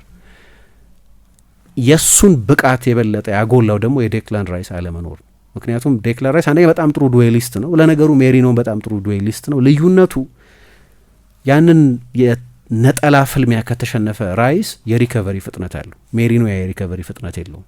ስለዚህ በጣም ተቸግሮ ነበር ሜሪኖ ይሄንን ተጫዋች ለመቆጣጠር። አሰልጣኙ የመረጧቸው ፍልሚያዎች ነበሩ። አሰልጣኝ ኡናይ ኤሜሪ በአንዳንድ የሜዳው ክፍሎች ላይ የመረጧቸው ነጠላ የአንድ ለአንድ ፍልሚያዎች ነበሩ። አንደኛው ፍልሚያ በሜሪኖ እና በአማዱ ኦናና መካከል የነበረው ነው እና የአስቶን ቪላ በጣም ወሳኝ መሳሪያ ነበር ይሄ ተጫዋች እና ሚኬል ሜሪኖ ሊቋቋመው አልቻለም። በጣም ፊዚካል ተጫዋች ነው ሜሪኖ፣ ግን ቅድም እንዳልኩት በተለይ የራይስ አለመኖር ራይስ ነበር ሊቋቋመው የሚችለው እንዲህ አይነቱን ተጫዋች። ምክንያቱም የሚገርም ኤነርጂ ያለው ተጫዋች ነው እና በዱዌል አይ ቲንክ በአብዛኛው በአየር ላይ ኳሶች ኦናና ሊያሸንፈው ይችላል በጣም ረጅም ስለሆነ በቁመት። ግን የማገገሚያ ሩጫዎች ግን አሉት ራይስ። በቀደም የቀኝ ፉልባክ ሆኖ በመጫወት ምክንያት ይመስለኛል የተጎዳው። ለእሱ ፊዚካል ሾክ ነው። ምክንያቱም ከላይ ታች እያልሽ እየተመላለሽ ብዙ ስፕሪንት እያደረግሽ ነው የምትጫወተው እና ለተጫዋቹ የአካል ዝግጅት የፊዚካል ሾክ ቢሆንም ግን ያየነው አንደኛው ችሎታ ፍጥነቱን ነው። ጥሩ ፍጥነት አለው። ለአማካይ ተጫዋቾች አንኮመን የሆነ ፍጥነት አለው። ስለዚህ አርሰናል ይሄ ወሳኝ ተጫዋች አልነበረውም። ጥሩ ስብስብ ነው ያለው። ቤንቹን ካየሽ 8 ኢንተርናሽናል ተጫዋቾች ለትልልቅ ብሔራዊ ቡድኖች ለጀርመን፣ ለብራዚል ለምን የሚጫወቱ ኢንተርናሽናል ተጫዋቾች የነበሩት ከ800 በላይ ጨዋታዎች ለብሔራዊ ቡድኖቻቸው ያደረጉ የእንግሊዝ ምናምን ብሔራዊ ቡድን ተጫዋቾች ናቸው ቤንች ላይ የነበሩት። ግን ራይስ ስፔሲፊክ ኳሊቲ ያለው በተለይ ለኦናና አይነት ተጫዋች የሚሆን ስለዚህ በጣም ትልቅ አድቫንቴጅ ነበር ለአስቶን ቪላ። ለአርሰናል ደግሞ የራይስ አለመኖር በጣም ትልቅ ዲስአድቫንቴጅ ነበር። እና በኋላም ሜሪኖ እንዲያውም እድለኛ ነው። ውጤቱ 2-0 በነበረበት ጊዜ በቀላሉ ሁለተኛ ቢጫ ካርድ ሊያሰጥ የሚችል ማለት በቀይ ከሜዳ ሊያስወጣ የሚችል ጥፋት ሰርቷል። የአስቶን ቪላን ተጫዋች በእጁ ጎትቶ አስቀርቷል። ምን ያህል ከብዶት እንደነበር የሚያሳይ ነው ይሄ ተጫዋች። እና አስቶን ቪላ ይሄ ሰርቶለታል። አንደኛ በጣም ኃይለኛ የትራንዚሽን ቡድን ነበር፣ ግን ያንን ትራንዚሽን የሚፈጥሩት ለኤዘሪ ኮንሳና እንደ ዩሪ ቴሌሞንስ ባሉ ዲፕ ቦታ ላይ መጫወት የሚችሉ ግን በተለይ መካከለኛና ረጅም የተጋጣሚ ቡድን ፕሬሲንግ መሻገር የሚችሉ ፓሶች ማቀበል የሚችሉ ተጫዋቾች ስለኖሩትና ቅድም እንዳነሳሁት ደግሞ ዳርካርት እንበለው ምን እንበለው አላቅም፣ ግን በጨዋታው ላይ ያለውን ፍጥነት መጦ ማውጣት እና በአስቶን ቪላ በሚፈልገው ፔስ መጫወት ነበር እና ለአርሰናል ምቾት የተሰማ የአርሰናል ደጋፊ ከነበር አላቅም የመጀመሪያ አጋማሽ በጣም አስቸጋሪ ጨዋታ ነበር እና ደግሞ ኤሜሪ በጣም ስማርት አሰልጣኝ ናቸው። በድጋሚ ይሄንን በመጀመሪያ አጋማሽ ያሳዩ ይመስለኛል። ሁለተኛው አጋማሽ ልክ ነው፣ ግን የመጀመሪያ አጋማሽ ላይ እንደው በሁለት አጋማሾች ከፍለን ማየት ስለሚያስፈልግ ማለት ነው። ስቲል የበለጠ ቴሪቶሪ የተቆጣጠረው፣ የበለጠ ፖሴሽን የተቆጣጠረው፣ የበለጠ የጎል ሙከራ ያደረገው፣ የበለጠ ኢላማውን የጠበቀ የጎል ሙከራ ያደረገው አርሰናል ግን ደግሞ በአርሰናል ደጋፊዎች በኩል በሚጠበቀው አደገኝነት እና በሚፈልጉት አይነት ዶሚናንስ እየተጫወተ ግን አልነበረም እና የአርሰናል ተጫዋቾች ፕሬስ ቢያደርጉም ግን ኤሜሪ እንዲህ አይነት ለትራንዚሽን የሚሆኑ ስፔሶች የማግኘት ልዩ ችሎታ ያላቸው የአርሰናል ተጫዋቾችን ከመደበኛ ቦታቸው የማፈናቀል ችሎታ ያላቸው አንዳንድ የሜዳው ስፍራዎች ላይ ኦቨርሎድ የሚያደርጉ አንዳንድ ቦታዎች እንዲገለጡ ማድረግ የሚችሉ አሰልጣኝ ናቸው። ከጨዋታው በኋላ አርቴታም እንዳለው ፓስ ፒክ ማድረግ የሚችሉ በጣም ጥሩ ተጫዋቾች አሉት፣ ጀርባ ማጥቃት የሚችሉ በጣም ጥሩ ተጫዋቾች አሉት፣ ለትራንዚሽን የሚሆኑ በጣም ጥሩ ተጫዋቾች አሏቸው አለ። በእነዚህ 3 ወሳኝ ኮምፖነንቶች ነው አስቶን ቪላ የመጀመሪያውን አጋማሽ ለአርሰናል ጨዋታውን አስቸጋሪ ያደረገው። ዶሚናንት አልነበረም አርሰናል ላይ፣ ግን በጣም አስቸጋሪ ነበር። በታክቲኩ በኩል የተወጠረ ጨዋታ ነው የነበረው። ስለዚህ እንደው እንደ ተዝናኖት የሚያዝናና ጨዋታ አልነበረም ማለት፣ ታክቲካሊ ኢንትረስቲንግ ጨዋታ አልነበረም ማለት ግን አልነበረም። ሁለተኛው አጋማሽ ግን ሌላ ታሪክ ነው የነበረው። 2 ዋና ዋና ዴቨሎፕመንቶች ነበሩ። አንደኛው እንዳልኩት የአማዱ ኦናና ተጎርቶ መውጣት አሁን ያልኩትን በጣም ወሳኝ ታክቲካዊ አድቫንቴጅ ወይም ታክቲካዊ ጥቅም አሳጣቸው። ሁለተኛ በጊዜ የመጀመሪያው ጎል ተቆጠረ። ከረፍት እንደተመለሱ ነው የመጀመሪያው ጎል የተቆጠረው። የጋብርኤል ማጋላይሽ ጎል የቆመ ኳስ ጎል ነው። 2 በቆሙ ኳሶች አሰልጣኞቻቸው የሚታወቁ ቡድኖች ናቸው፣ አርሰናልም አስቶን ቪላም። ሁለቱም ቡድኖች አርሰናል በድጋሚ በቆመ ኳስ ከቡካዮ ሳካ የመጣ የማዕዘን ምት ነበር። በአርሰናል በቀኝ በኩል የተገኘ የማዕዘን ምት ነው። የሳካ የቆመ ኳስ የማሻገር ችሎታ በጣም አስደናቂ ነው። በጣም አስደናቂ ነው። ትላንትናም ልክ እንደዚሁ ግን ኤሚ ማርቲኔዝ የቆመ ኳስ ላይ ያለበትን ድክመት በቀደም በዛ በቼልሲ ጨዋታ ላይ ያ የመጀመሪያ ጎል በዡዋው ፔድሮ አማካኝነት ሲቆጠር ከ2 የቼልሲ ተጫዋቾች ጋር ይፋለም ነበር፣ ግን የአስቶን ቪላ ተጫዋች መጥቶም ፕሮቴክት አላደረገውም። በሱና በቼልሲ ተጫዋቾች መካከል በፈር የሚሆን ከለላ የሚሆን ተጫዋች አልነበረም። ትላንትናም በእንግሊዝ አሁን በቻምፒየንስ ሊግ በምናምን ግብ ጠባቂዎች የበለጠ ነጻነት አላቸው። ፕሪሚየር ሊግ ግን ይሄንን ይፈቅዳል። ስለዚህ ጋብርኤል ነው ስሩ የነበረው፣ ጋብርኤል ማጋላይሽ። እኔ ጋብርኤል ወደ ማዕዘን ምት መምቻ ሳጥን ሲሄድ እንደ ልማድ ሆኖ ሁሉም የመሀል ተከላካዮች ኦልሞስት ሁሉም የመሀል ተከላካዮች የማዕዘን ምትና የጎን ቅጣት ምት በሚገኝበት ጊዜ ወደ ተጋጣሚ ሳጥን ይሄዳሉ እና ካሜራ ይከተላቸዋል ወደ ሳጥን ሲሄዱ። ብዙዎቹ ደርሶ ለመመለስ እድሌን ልሞክር በሚል ነው የሚሄዱት እንጂ ያን ያህል አደገኛ አይደሉም። ጋብርኤል ወደ ተጋጣሚ ቡድን የፍጹም ቅጣት ምት ሳጥን በሄደ ቁጥር የሚሰማኝ አንድ ኮንቪክሽን አለ። አስቆጥራለሁ እያለ እያመነ እንደሚሄድ ያስታውቃል። ያ አይነት ኮንቪክሽን፣ ያ አይነት ምንድን ነው ዲተርሚኔሽን፣ ያ ቁርጠኝነት አለው። እንዲህ አይነት በጣም ዶሚናንት መሆኑ ብቻ አይደለም፣ የአየር ላይ ችሎታው አስደናቂ መሆኑ ብቻ አይደለም፣ ግዙፍ መሆኑ ብቻ አይደለም፣ ያ ሜንታሊቲም ያለው ይመስለኛል። አገባለሁ ይህንን የማዕዘን ምት አስቆጥራለሁ እያለ የሚሄድ ነው ይመስለኝ።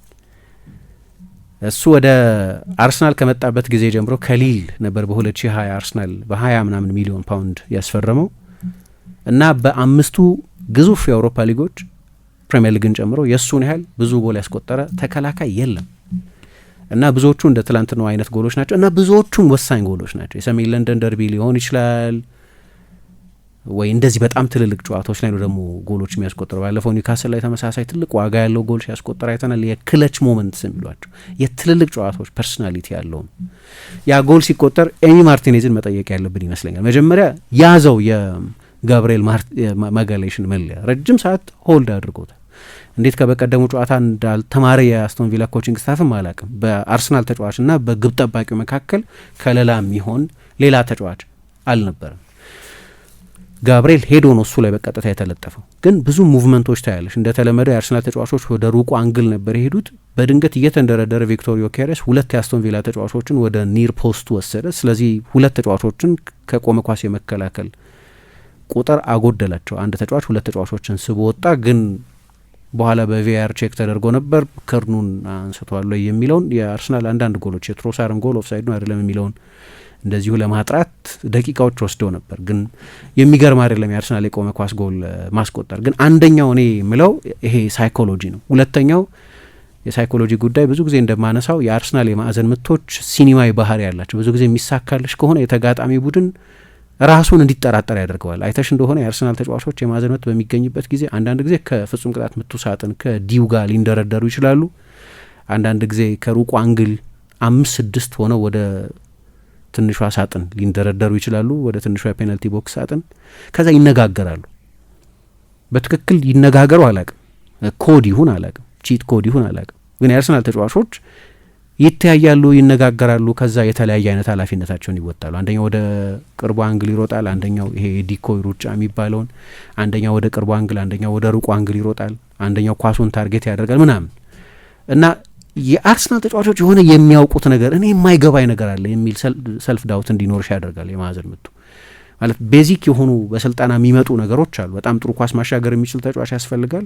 እነዛ ነው የማዕዘን ምቶች የሚመታው። ሌላ ተጫዋች ቢሆን ኖሮ ለምሳሌ ሳካ በማይኖርበት ጊዜ ማድዌኬ ያው ተመሳሳይ አሳይመንት ተሰጥቶት ተመሳሳይ ዴሊቨሪ ችሎታ የለውም። ሁሉም ሰው የሚያደርገው አይደለም። ይሄ ሁለተኛው ሮ ማቴሪያል ይሄንን ኳስ ማሸነፍ የሚችል የጋብርኤል አይነት ችሎታ ያለው ተጫዋች ያስፈልጋል።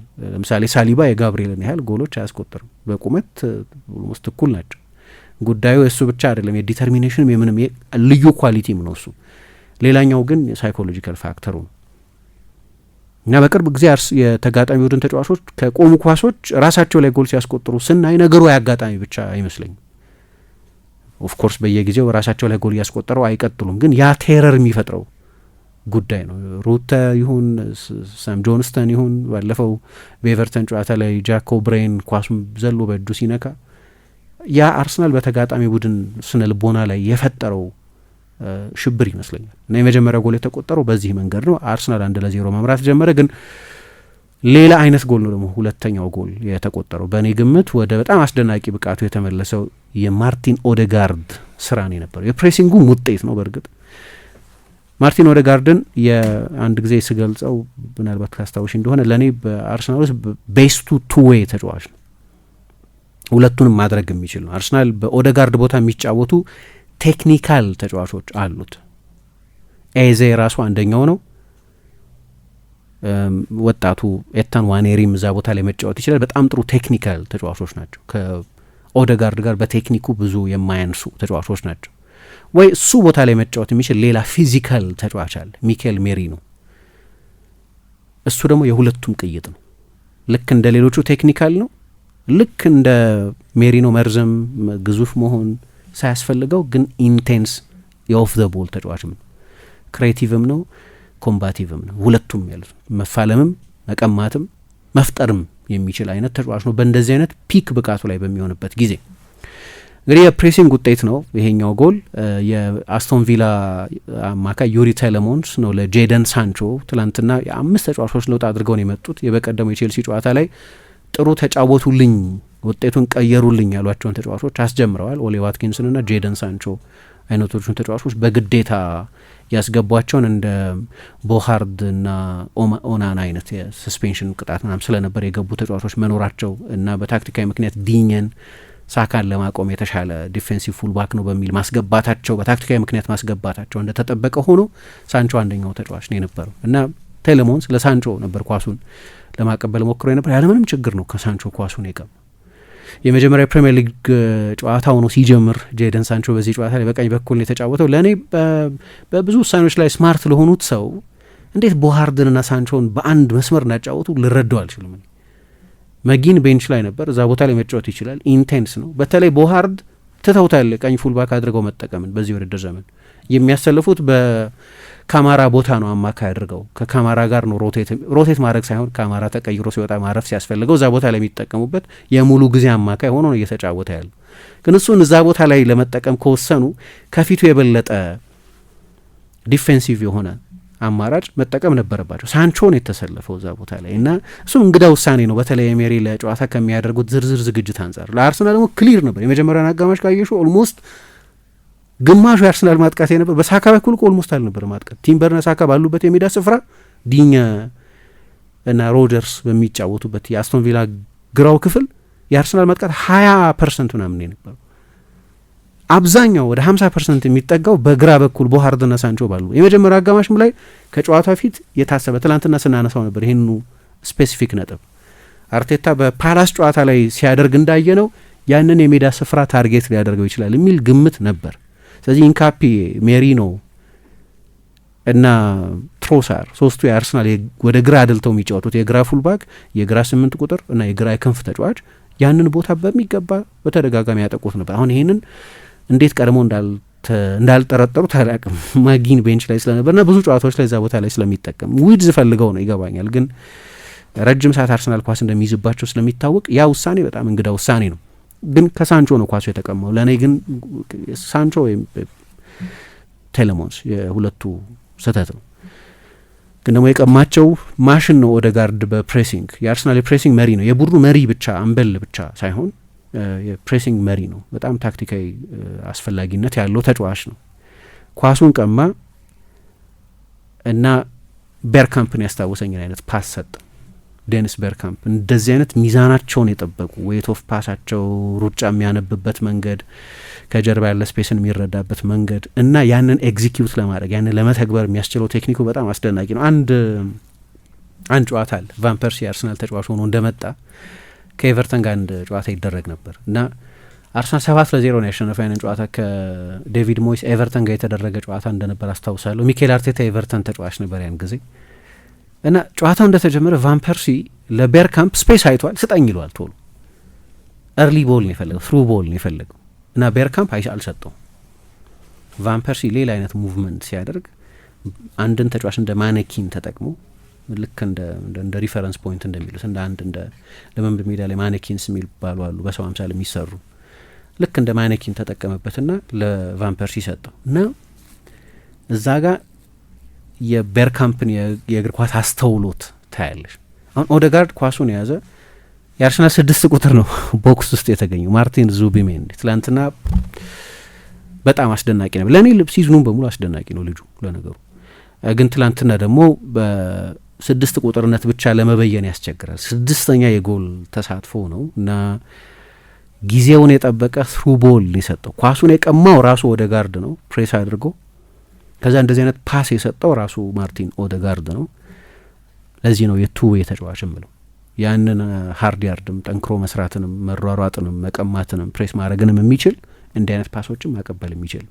በነገራችን ላይ በ2023-24 የውድድር ዘመን በክፍት ጨዋታ የማርቲን ኦዴጋርድን ያህል በርካታ የጎል እድሎች የፈጠረው የፕሪሚየር ሊግ ተጫዋች አልነበረም። አምና በተለያዩ ምክንያቶች ይሄ ነገር አልነበረውም። ግን ክላስ ፐርማነንት ነው የሚባለው ለዚህ ነው።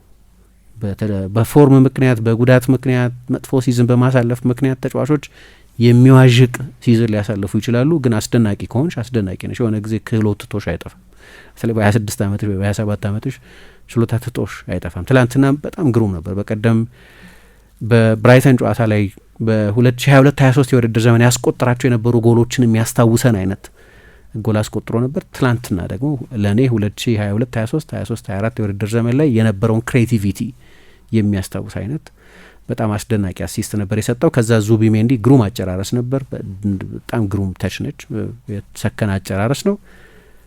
ይሄ ጨዋታውን ወሰነው። በቃ በጥቂት ደቂቃዎች ልዩነት ውስጥ የአስቶን ቪላን መንፈስ የሚሰብር አይነት 2 ጎል። አስቶን ቪላ ብዙ ጨዋታዎች ላይ ካምባክ ነበረው፣ ግን የጎሎቹ ኔቸርም የጎሎቹ የመጡበት ፍጥነትም 48ኛው 52ኛው ደቂቃ ላይ ነው ጎል የተቆጠረው። አስቸጋሪ ነበር። ከዚያ በኋላ እንዳነሳሁት ደግሞ የኦናና አለመኖር በተለይ በትላንትናው አይነት ኤሜሪ መጫወት ለፈለጉበት ጨዋታ በጣም አስፈላጊ ማቴሪያል ስለነበር አጉድሏቸዋል። የሱም አለመኖር ግን በጊዜ ናቸው። በሁለቱ አጋማሽ እንደተጀመረው ነው 4 ደቂቃ ልዩነት አርሰናል ጎሎቹን ያስቆጠረው። ከዚያ በኋላ ሶስተኛው ጎል በአስቶን ቪላ የፍጹም ቅጣት ምት ሳጥን አካባቢ የተቆጠረ የትርምስ ውጤት ነው። እንግዲህ አሁን በዛው እንድናስተውል የፈለግኩት አርሰናል በተለያየ መንገድ ጎል ማስቆጠር የሚችል ቡድን መሆኑን ያየንበት። አንደኛው የሴት ፒስ ጎል ነው፣ ሁለተኛው ከፕሬሲንግ በኋላ ነው፣ ሶስተኛው ከኬኦስ በኋላ የተገኘ ነው። የአስቶን ቪላ የፍጹም ቅጣት ምት ሳጥን አካባቢ ግርግር በመፍጠር የተቆጠረ ግን ደግሞ ከሳጥን ውጪ ትሮሳር የአርሰናል ምርጡ ጨራሽ እሱ ይመስለኛል። እሱና ሜሪኖ ላለው ሁለቱ ምርጥ ጨራሾች ናቸው። ትሮሳር የሁለት እግር ተጫዋች መሆኑ ብቻ ሳይሆን ከብዙ አንግሎች ጎል ማስቆጠር የሚችል ተጫዋች መሆኑን 13 የጎል ተሳትፎ አለው። ስለ እያሳለፈ ስላለው ግሩም የውድድር ዘመን ብዙ በአድናቆት የተነገረለት ሁሉ አይመስለኝም። ምክንያቱም ክረምት ላይ የነበረው ፐርሰፕሽን አርሰናል ሮድሪጎን ከሪያል ማድሪድ ማምጣት ይፈልጋል የሚል ብዙ ጊዜ የቆየ ሪፖርት ነበር። ምን ያህል እውነት ነው ምን ያህል ታንጀብል ነው አላውቅም፣ ግን ነበረ። መቼስ የዝውውር ዜና ላይ አጀንዳ ሆኖ ቆይቷል ለረጅም ጊዜ። የሆነ ጊዜ ብራድሊ ባርኮላን ከፓሪስ ሳን ጀርማ ማምጣት ይፈልጋል ተብሎ ደግሞ ተዘግቦ ነበር። እዛ ቦታ ላይ ተጫዋች እየፈለጉ እንደነበር ግልጽ ነው። ኤዜም ሲመጣ የነበረው ግምት መጀመሪያ አካባቢ ብዙ ጨዋታዎችን እዛ ቦታ ላይ ያደርጋል የሚል ነው። ማድዌኬ ከመጣባቸው ምክንያቶች መካከል አንደኛው እዚያ ቦታ ላይ መጫወት ይችላል። የግራ እግር ተጫዋች ቢሆንም ቼልሲ ውስጥ ይጫወት በነበረበት ጊዜ በመጨረሻዎቹ ሳምንታት በዚያ ስፍራ ነው ይጫወት የነበረው እና ትሮሳርም ማርቲኔሊም ሁለቱም የአርሰናል የግራ ክንፍ ተጫዋቾች ሆነው ላለፉት ጥቂት ዓመታት ይጫወቱ የነበሩ ተጫዋቾች በዚህ ክረምት መልቀቃቸው አይቀርም። ግን ደግሞ ማርቲኔሊ 24 ዓመቱ ነው፣ ገና ነው። ትሮሳር ግን 30 ዓመቱ ነው። ስለዚህ ትሮሳርን መልቀቅ ሳይሻል አይቀርም የሚል የጆዜ ሞሪኞ ፌነርባቼ፣ አንዳንድ ጊዜ ባየር ሚኒክ፣ እዛው ፕሪሚየር ሊግ ውስጥ ያሉ ቡድኖች፣ የሳውዲ ክለቦች ይህንን ተጫዋች ማስፈረም ይፈልጋሉ ሲባል ነበር። ትሮሳር የአርሰናል ተጫዋች ባይሆን ኖሮ አርሰናል አሁን ዛሬ በ5 ነጥብ ፕሪሚየር ሊጉን አይመራም ነበር። በጣም ብዙ ወሳኝ ጎሎች አስቆጥሯል። ጎሎች ብቻ ሳይሆን ዋጋቸው በጣም ከፍ ያሉ ጎሎች፣ ወሳኝ ጎሎች አስቆጥሯል። የማሸነፊያ ጎሎች፣ የጨዋታ መክፈቻ ጎሎች። የትላንትናው ጎል 3ኛ ጎል በወሳኝነት በጣም ወሳኝ ላይሆን ይችላል፣ ግን አምና አስቶን ቪላ በተመሳሳይ ጊዜ 2-0 ሲመራ ከቆየ በኋላ 2-2 ተጠናቆ ነበር። አርሰናል 2-0 ይመራ ነበር፣ 2-2 ነው ያለቀው። ስለዚህ 3ኛ ጎል እስካልተቆጠረ ድረስ ጨዋታዎች ኤጂ ይሆናሉ። የጨዋታውን ፍጻሜ ያረጋገጠ ጎል ነው። ግን እንደ መክፈቻ ጎል ወይ ከአቻነት በኋላ እንደ መሪ ጎል ላልቆጥረው ይችላሉ፣ ግን በጣም አስፈላጊ ነበር። ደግሞ አስቶን ቪላ በዚህ ውድድር ዘመን ብዙ ጨዋታዎች ላይ ብዙ ከምባኮች ስለነበሩት፣ ግን ደግሞ የጎሉ ባህሪም ቅድም ያልኩት የአንግል ባያዝ የለበትም። የሁለት እግር ተጫዋች ነው። ከጠባብ ቦታ ጎል ማስቆጠር ይችላል። እዛው አንዱን የአስቶን ቪላን ተጫዋች ቅድም እንዳልኩት እንደ ማነኪን ተጠቀለለበት። ማርቲኔዝ አልተንቀሳቀሰም ከራሱ ቦታ እና በኋላ ቼክ መደረግ ነበረበት። በፕሮሰሱ መጀመሪያ ላይ ኢንካፔ ኦፍሳይድ ከነበረ ወይ ሳካ ኦፍሳይድ ከነበረ በሚል ዘለግ ያለ ጊዜ ወስደው ነበር፣ ግን መጨረሻ ላይ ኦፍሳይድ አልነበረም። አራተኛው የጋብርኤል ጄሱስ ጎል ነው። ጄሱስ ከ1 ዓመት በኋላ ጎል አስቆጥሯል። አሁን ኦልሞስት ከ1 ዓመት በኋላም ነው ከጉዳት የተመለሰው። ባለፈው ዓመት ጃንዋሪ 1 2025 ላይ በአመቱ መጀመሪያ ላይ ነበር የአርሰናል የመጨረሻ ጎሉን ያስቆጠረው እስከ ትላንትናው ጨዋታ ድረስ። ትላንትና ዲሴምበር 30 ነበር ጨዋታው ሲደረግ። የአመቱ መጠናቀቂያ ላይ የመጀመሪያና የመጨረሻ ጎሎቹን ያስቆጥሯል፣ ግን በመካከል ደግሞ አልነበረም። ሲዝኑ በሙሉ እንደገባ የመጀመሪያ ንክኪውን ነው ያስቆጠረው። አሁን ጄሱስን በተመለከተ ያለው አንዱ አስተያየት እሳት የላሰ ጨራሽ ያልሆነበት ምክንያት ተች ያበዛል። አንቸሎቲ ያስታውሳለሁ ወደ ሪያል ማድሪድ እንደመጡ ቪኒሺየስን የ20 ምናምን ጎል ተጫዋች ያደረጉበት አንደኛው ምክንያት ፊት ለፊት ስትደርስ ከ2 ጊዜ በላይ ኳስ አትንካ፣ ከቻልክ ፈርስት ታይም ፊኒሽ፣ ካልሆነ ግን አንድ ተጨማሪ ተች ብቻ ይሉታል። አንግል ሴት ለማድረግ ብቻ ተች ታበዛለህ ማለት የተጋጣሚ ቡድን ተጫዋች ይጠጋሃል ማለት ነው። ግብ ጠባቂ አንግል ለመዝጋት እድል ያገኛል ማለት ነው። በኤሊት እግር ኳስ ውስጥ በቂ ጊዜ እና ስፔስ የለም። ተጨማሪ ንክኪ ያንን ጊዜ እና ያንን ክፍት ቦታ ነው የሚያሳጣ ይሉት ነበር። ጄሱስ አሁን ኳሱ እንደመጣ ፈርስት ታይም ፊኒሽ ነው። ከትሮሳር ነው ኳሱ የመጣው፣ ጠቅልሎ ነው ጎሉን ያስቆጠረው። ጄሱስ አንድ ቢጨምረው የሚባለው ነገር ይሄ ነው፣ እሳት የላሰ ጨራሽ እንዲሆን። ምክንያቱም በሌሎች ነገሮች በጣም የተሟላ ተጫዋች፣ በጣም ጥሩ ድሪብለር ነው። ግርግር መፍጠር ይችላል፣ ፕሬስ ማድረግ ይችላል። ከሌሎች የክንፍና የቡድኑ የማጥቃት አማካዮች ጋር በጣም አስደናቂ መናበብ አለው። የሆልድ አፕ አጫወቱ፣ የሊንክ አጫወቱ በጣም ጥሩ ነው። ግን ከ14 የሊግ ጎል በላይ በአንድ ሲዝን አስቆጥሮ አያውቅም እና አንደኛው ምክንያት እንዲህ አይነት የፈርስት ታይም ፊኒሽ ስለሌለው ነው። አራተኛው ጎል በዚህ መንገድ ነው እንግዲህ የተቆጠረው። እና አርሰናል በዚህ ሁኔታ አሸንፎ ወጥቷል። ትላንትና ከሌሎቹ ጨዋታዎች የሚለየው ለእኔ በሌሎቹ ጨዋታዎች የነበረ ብኩንነት ባለመኖሩ ምክንያት ነው። ልዩነቱ እርሱ ነው። በሁለቱ አጋማሽ የወሰደውን አይነት ብልጫ ምናልባት ከዛም የበለጠ አይነት ብልጫ ከወልቭስ ጨዋታ በስተቀር የወልቭስ ጨዋታ እንግዳ ጨዋታ ነው። ከዛ ጨዋታ በስተቀር በሁሉም ጨዋታዎች ላይ ተመሳሳይ ብልጫ ወስዷል። የብራይተንም የፓላስም የኤቨርተንም ጨዋታዎች ላይ እንደዚህ አይነት ከፍተኛ ብልጫ ነበረው። ትላንትና 22 ሙከራ ነው ያደረገው የኤሜሪ አስቶን ቪላ ላይ በፕሪሚየር ሊጉ ሶስተኛው ብዙ ሙከራ ያደረገበት ጨዋታ ነው። ብዙ ሙከራ አድርጓል። አብዛኛው በሁለተኛው አጋማሽ የነበረ ነው። 22 ሙከራ በጣም ከፍተኛ ነው። ትላንት ከሌሎቹ ጨዋታዎች የሚለየው እንዳልኩት በሰፊ ማርጅን የተጠናቀቀ በሰፋ ባለ የጎል ልዩነት የተጠናቀቀ ጨዋታ መሆኑ ካልሆነ በስተቀር እና ተጋጣሚው እንደ ቪላ አይነት ብርቱ ባላጋራ በመሆኑ ምክንያት ካልሆነ በስተቀር ትላንትናም ሰሞኑንም ሳነሳ የነበረው አንዳንድ ጊዜ ነገሮችን የሆነን ቡድን ፐርፎርማንስ ስታይ ጥሩ የተጓዘ ያለ ቡድን ሊመስል ይችላል። አንድ ቡድን በውጤት በኩል በሆነ መንገድ ጨዋታዎች እያሸነፈ ነው አታቂም፣ ግን ያ ሰስቴነብል ላይሆን ይችላል። ምሳሌ የሆነ ቡድን በተከታታይ ጨዋታዎች ላይ ባለቀ ሰዓት ጎል የሚያስቆጥር ከሆነ ባለቀ ሰዓት ጎል ማስቆጠር ሁልጊዜ እንደ አንድ ሞደስ ኦፕራንዲ የምትጠቀሚበታል። የሆነ ቦታ ይቆማል። ሰስቴነብል አይደለም እሱ ባለቀ ሰዓት ጎል ማስቆጠር ወይም ብዙ ጊዜ ከሳጥን ውጪ ጎል ማስቆጠር። አንደኛው ቡድን ደግሞ ለምሳሌ ለቁጥር የሚታክት የጎል እድል ወይም ትልልቅ የጎል እድሎች ፈጥሮ ጨዋታዎቹን በጣም ሰሞኑን አርሰናል ለሚያደርገው በጠባብ ውጤት ማሸነፍ፣ አቻ መውጣት፣ አንዳንድ ጊዜ መሸነፍ ከሆነ ግን ያ ሰስቴነብል ነው። ስለዚህ የሆነን ቡድን የሆነ ጊዜ ዲሞሊሽ ማድረጉ አይቀርም ያ ቡድን። ያ ቀን ደግሞ ትላንትና ነበር። ያንን የጎል እድል የመፍጠር ችግር አልነበረበትም። ለዚህ ነው የማጥቃት ችግር ሌላ ጊዜ መነሳት ያለባቸው ጊዜያት አሉ። አርቴታ በስትራቴጂያዊ ምክንያቶች ኮንትሮል መሆን የሚፈልግባቸው ትልልቅ ጨዋታዎች ነበሩ። ሰሞኑን እያጠቃ አይደለም ከሆነ ግን አንድ አይነት ስፖርት አይደለም እያየን ያለ ነው ማለት ነው። እያጠቃ ነው ብቻ ሳይሆን እነዛን ጨዋታዎች ተመልሶ በሀይላይት አንድ ሰው ሙሎቹን ጨዋታዎች ወይ ስታቲስቲካል ሪዲንግ ይኖረው የበለጠ አናሊቲካል ሆኖ በጣም በጣም እንጂ እያጠቃ የነበረው ልዩነቱ በጎል ሪዋርድ እየተደረገ አልነበረም። ትላንትና የተለየው ኤፊሽንሲው ነው። ሁለት ተጫዋቾች ኮልሙስ ከሳጥኑ ጠርዝ ጎል አስቆጠሩ። አሁን በኤክስጂ ብታያቸው በጣም አነስተኛ ኤክስጂ ቫሊዩ ነው ያላቸው።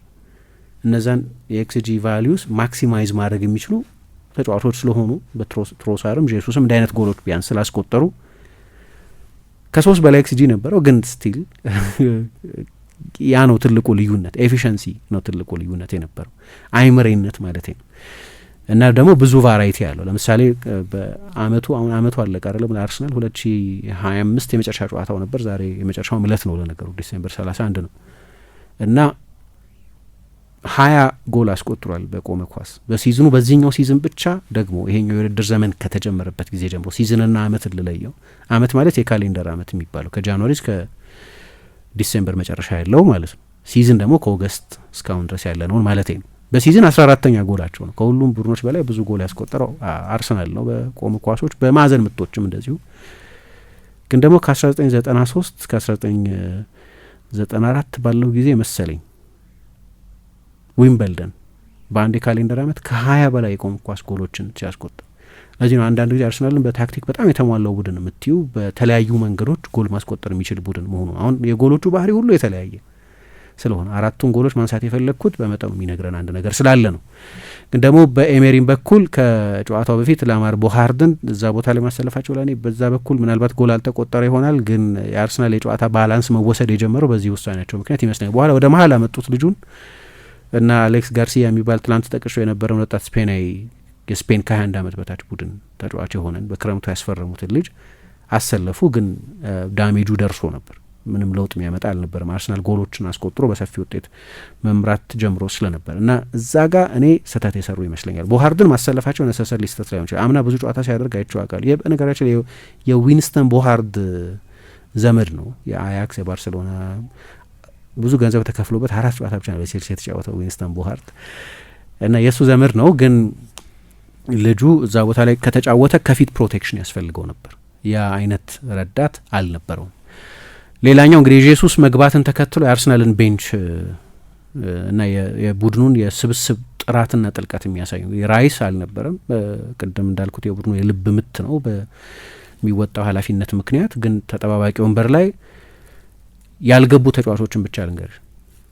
ኤዜ አልገባም ለአንድም ደቂቃ፣ ማርቲኔሊ አልገባም ለአንድም ደቂቃ፣ ካይ ሃቨርትዝ አልገባም ተመልሷል ለአንድም ደቂቃ። እና የተጫዋቾቹ ጥራት በጣም ከፍተኛ ነው። ወደ ኖጋርድ ሜሪኖ ቢጫ ካርድ ተመልክቶ ስለነበር ለሌላ ካርድ እንዳይጋለጥ አንድም ጊዜ በአጋጣሚ በማለፉ ምክንያት አርቴታ ብዙ ያንን መቆመር አልፈለገም። ስለዚህ ክርስቲያን ኖጋርድን አስገባ። ለአመታት ኮንሲስተንት የነበረ የአንድ የፕሪሚየር ሊግ ቡድን የሚድል ክላስ የፕሪሚየር ሊግ ቡድን አምበል የነበረ ነው። ማይልስ ሉዊስ ስኬሊ የእንግሊዝ ብሔራዊ ቡድን ተጫዋች ነበር እስከ ቅርብ ጊዜ ድረስ። ጋብሪኤል ጄሱስ የብራዚል 9 ቁጥር ነበር። ቤን ዋይት እና ኖኒ ማዱዌኬ ሌሎች 2 ኢንተርናሽናል ተጫዋቾች ናቸው። ዋይት ለመጫወት ባለመምረጡ ምክንያት ነው ለእንግሊዝ ያልተጫወተው። እና የተጠባባቂ ወንበሩ ጥራትና ጥልቀት የሚያስገርም ነው። 7-8 ኢንተርናሽናል ተጫዋቾች አሉት። ከ200 በላይ ጨዋታዎች ያደረጉ ናቸው። አርሰናል በዚህ ዓመት አንድ ያሻሻለው ነገር ምሳ ካለፈው የውድድር ዘመን ጋር በእነዚህ ጨዋታዎች ነጥብ ይጥል ነበር።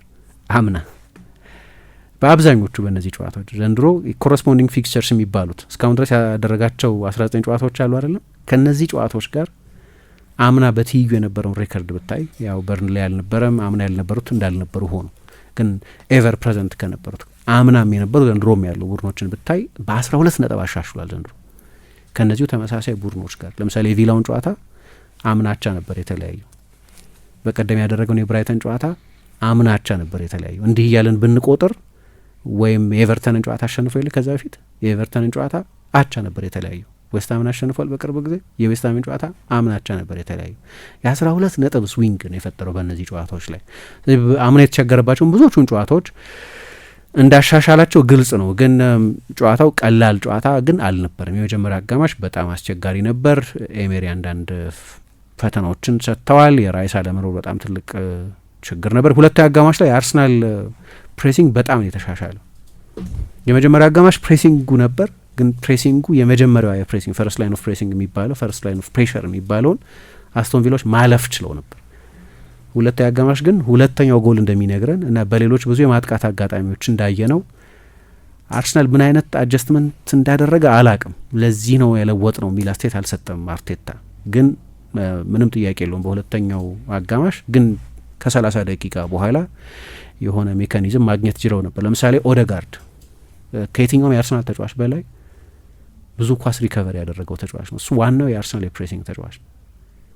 በተደጋጋሚ አርሰናል በአስቶን ቪላ የመጨረሻው 30-40 ሜትር ላይ ኳስ መቀማት እና ብዙ ተርኖቨሮች መፍጠር ይችል ነበር እና በመጨረሻም እንግዲህ አርሰናል ሰሞኑን ከነበረው በጭንቀት ከሚጠናቀቅ 90ኛው ደቂቃ ላይ አርሰናል ደጋፊዎችን ሀሳብ ከሚጥል መሪነት በጣም አስተማማኝ የሆነ የ4-0 መሪነት ኖሮት ነው ወደ 90ኛው ደቂቃ ላይ የገባው። አሁን አስቶን ቪላ 2 ምናምን ኤክስጂ አስመዝግቧል ጨዋታው ላይ እንዳለ ሁለቱ ኤክስጂዎች አንደኛው ጎል አንደኛው ማጊን የሞከረውና ራያ ያዳነበት ሙከራ እነሱ ብቻ ናቸው። እሱ ደግሞ ጨዋታው ካለቀ በኋላ 4-0 በነበረበት ጊዜ አርሰናል የሚያጣው ነገር ባልነበረበት ጊዜ ነው ይሄ የሆነው። በጎ ነገር አሁን ሌላው ነገር እንግዲህ ቀጥሎ ከቦርንመዝ ጋር ነው የሚጫወተው። ግን ለሌሎቹም ጨዋታዎች እንደገና ጃንዋሪ ቢዚ ይሆናል። 8-9 ጨዋታ ያደርጋል አርሰናል። የቻምፒየንስ ሊግ የመጨረሻዎቹ 2 ጨዋታዎች ይደረጋል። የመጨረሻውን ጨዋታ የኢንተሩን ጨዋታ በሁለተኛው ቡድኑ መጫወቱ ይችላል ምንም የሚያመጣው ለውጥ ስለሌለ፣ በተለይ አልማቲን የሚያሸንፍ ከሆነ። ግን የሊግ ካፕ 2 የግማሽ ፍጻሜ ጨዋታዎች አንደኛው ጃንዋሪ ላይ ነው የሚደረገው፣ ጃንዋሪ አጋማሽ ከቼልሲ ጋር፣ ሁለተኛው ፌብሩዋሪ መጀመሪያ መሰለኝ። ግን 2 የቻምፒየንስ ሊግ ጨዋታዎች የኤፍኤ ካፕም ይጀምራል እና እንደተለመደው የፕሪሚየር ሊግ ጨዋታዎችም አሉ። በዚህ ጊዜ የጋብሪኤል መመለስ በጣም ወሳኝ ዜና ነው። በሁለቱም ሳጥኖች ውስጥ ብቻ ሳይሆን የዚህን የአርሰናል ቡድን ሜንታሊቲ የሚወክል ተጫዋች አድርጌ ያየዋለሁ። አሁን እንደዛ አይነት ካራክተር ስለሚመስለኝ በጣም ኃይለኛ ካራክተር ያለው ተጫዋች ነው። በኋላም ከጉዳት ስለተመለሰ ጨዋታውን አልጨረሰም። የእነሱ የክራምፕ የሚሉት መዛል ነገር መጨረሻ ላይ መጣና ኢንካፔ የመሀል ተከላካይ ሆነ የመጨረሻዎቹን ደቂቃዎች እና ማይልስ ሉዊስ ስኬሊ የግራ ፉልባክ ነበር። ኢንካፔ ጨዋታውን ያደረገው በግራ መስመር ተከላካይነት ነበር። ከዛ ሀቨርትዝ ቤንች ላይ መጥቷል። ሌላ የማጥቃት አማራጭ አለው አርሰናል።